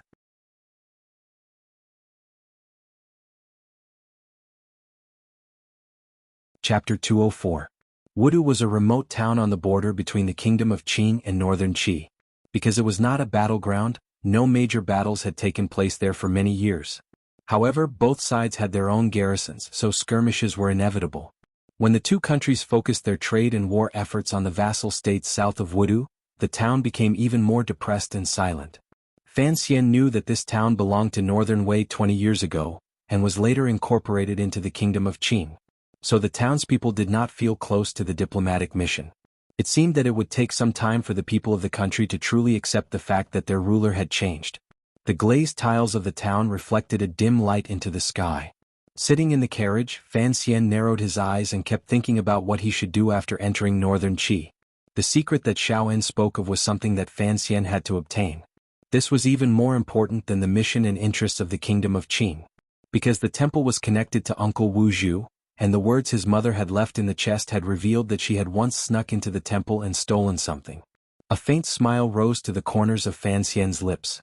He had never seen his mother, but strangely he loved that woman called Yi Qingmei very much. Thinking of how, many years ago, a little girl had secretly run into an illusory temple that no one knew she was in, he sighed in admiration. He sighed in admiration of his mother's courage and wisdom. Fan Xian knew that he was not as good as his mother, but this fact did not discourage him in the slightest. On the contrary, it made him more eager to face this seemingly beautiful, but actually very dangerous second life. So he needed to know where the temple was, and then feel the place where his mother had stepped, and feel the scent that she had left behind. Outside Wudu was a small river which was now the border between northern Qi and the kingdom of Qing. A temporary bridge had already been built across the river, and it could accommodate a single carriage. Officials from northern Qi and the official from the Chamberlain of Dependencies were waiting on the other side of the bridge for the diplomatic mission to arrive. On the other side of the river, the lethargic, sallow, and emaciated local soldiers were also on guard. Looking at the way they held their spears, one could not help but wonder if they were displaying the dignity of their country's military, or if they were hugging their spears to sleep. The first carriage stepped onto the bridge. The wheels of the carriage made contact with the undulating and simple wooden bridge, making a creaking sound. It looked as if the bridge could collapse at any time. It was a little scary. Fan Xian had already gotten off the carriage. He strolled to the other end of the bridge and greeted the northern Qi officials who had come to greet him. He then turned his head to watch the carriages behind him slowly roll over the bridge, one after the other. The bridge seemed to be increasingly unable to withstand the continuous violence, and the creaking grew louder. Seeming to notice Fan Xian's worry, the northern Qi official hurriedly explained, There is no problem. Fan Xian nodded. He knew that when two countries interacted, everything was judged by strength. There was no need for him to be overly friendly with this low-ranking official. His mind was mainly focused on the convoy of carriages. If Haitang truly wanted to silence Xiao En, then this bridge would be her last chance. As the female disciple of the Grandmaster Ku He, she had to be responsible for her master's reputation, as well as the safety of the people of northern Qi. So she could not act within the borders of her country. Suddenly Fan Xian's heart skipped a beat. He slowly turned around and saw a forest of poplar trees on the southeastern bank of the river. The trees were thin but they pierced the sky. They looked as solemn as the long spears of an army. A village girl dressed in flowery clothes was carrying a basket as she watched the carriages pass by. A cool breeze blew past, lifting the flowery cloth wrapped around her head, revealing an ordinary face and a pair of clear eyes. Fan Xian smiled at the girl named Haitang, and nodded imperceptibly to show his gratitude, as well as to express his goodwill. He knew that after going to Shangjing, Northern Qi, he would inevitably have to deal with her again, and Qin Pingping had told him to find a way to get close to Ku He. Haitang was different from what Fan Xian had imagined when he was in the capital. She was not as beautiful as Shi Feishuan, but she was more beautiful than Shi Feishuan. The former beauty referred to her appearance, while the latter referred to her temperament. Fan Xian had always believed that there were no fairies in the world. If there were, then they must be female ghosts in disguise. Although Haitang had come to assassinate Xiao En, and had once wanted to kill Fan Xian still admired her. On the one hand, he admired the girl's powerful and natural strength. On the other hand, when Haitang had pointed at Fan Xian's nose like a shrew on the meadow, her country girl vibe had really made Fan Xian like her. The carriage stopped beside Fan Xian. He lifted the curtain and entered, not looking at the riverbank again. Crossing the river and through the forest, the convoy of carriages arrived on the official road under the protection of the Northern Qi army. Fan Xian sniffed the air and looked at the green trees on the side of the road. He felt a little strange. Had he left the country? How come he didn't feel anything at all? The formation on the official road was rather frightening. To the left and right of the convoy were two groups. One group was made up entirely of women. There were young maids, nimble middle-aged servants, and old, gloomy nannies. The other group was made up of men, but they were even gloomier than the women. They wore embroidered robes and carried curved swords at their waists. Their bodies exuded a sinister aura. At least half of the people in the diplomatic mission were from the Overwatch Council of Qin. As soon as the convoy set out on the official road and saw the group of men with curved swords, a strong sense of hostility began to brew. Everyone's hands unconsciously touched the hilts of the straight swords at their waists. The Overwatch Council of Qin and the Brocade Guard of Northern Qi were the two most secretive and dangerous secret service organizations in the world. Over the past decade or so, the two sides had crossed swords countless times, both in the open and in the shadows. The battle between spies and counter-spies was always cruel and merciless. The hands of both sides had long since been stained with the blood of the other.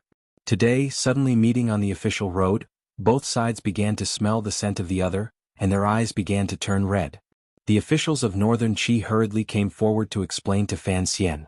Fan Xian didn't mind. He waved his hand, telling his subordinates to relax a little. After all, today they had come for the sake of the friendship between the two countries separated by a strip of water. It was the 7 tiger guards behind him who kept their cool the whole time. They were indeed two neighboring countries separated by a strip of water, and the feeling was even more obvious as they passed through Wudu. Without waiting for a rest, Fan Xian immediately had his subordinates begin to arrange the handover ceremony. Wang Qinian was a little puzzled. Why don't we continue to hold Xiaoan? Perhaps on the way to Shangjing we can get some information out of him.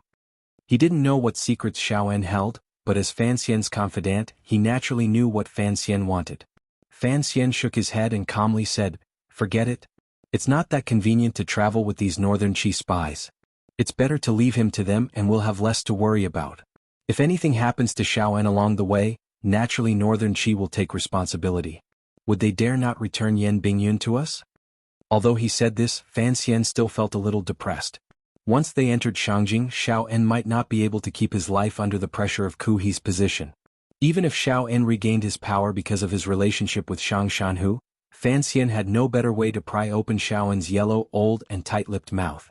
The clanking of chains rang out, and Fan Xian watched coldly as the old man was helped out of the carriage. Both of Xiao En's legs were broken, so it was particularly difficult for him to get out of the carriage.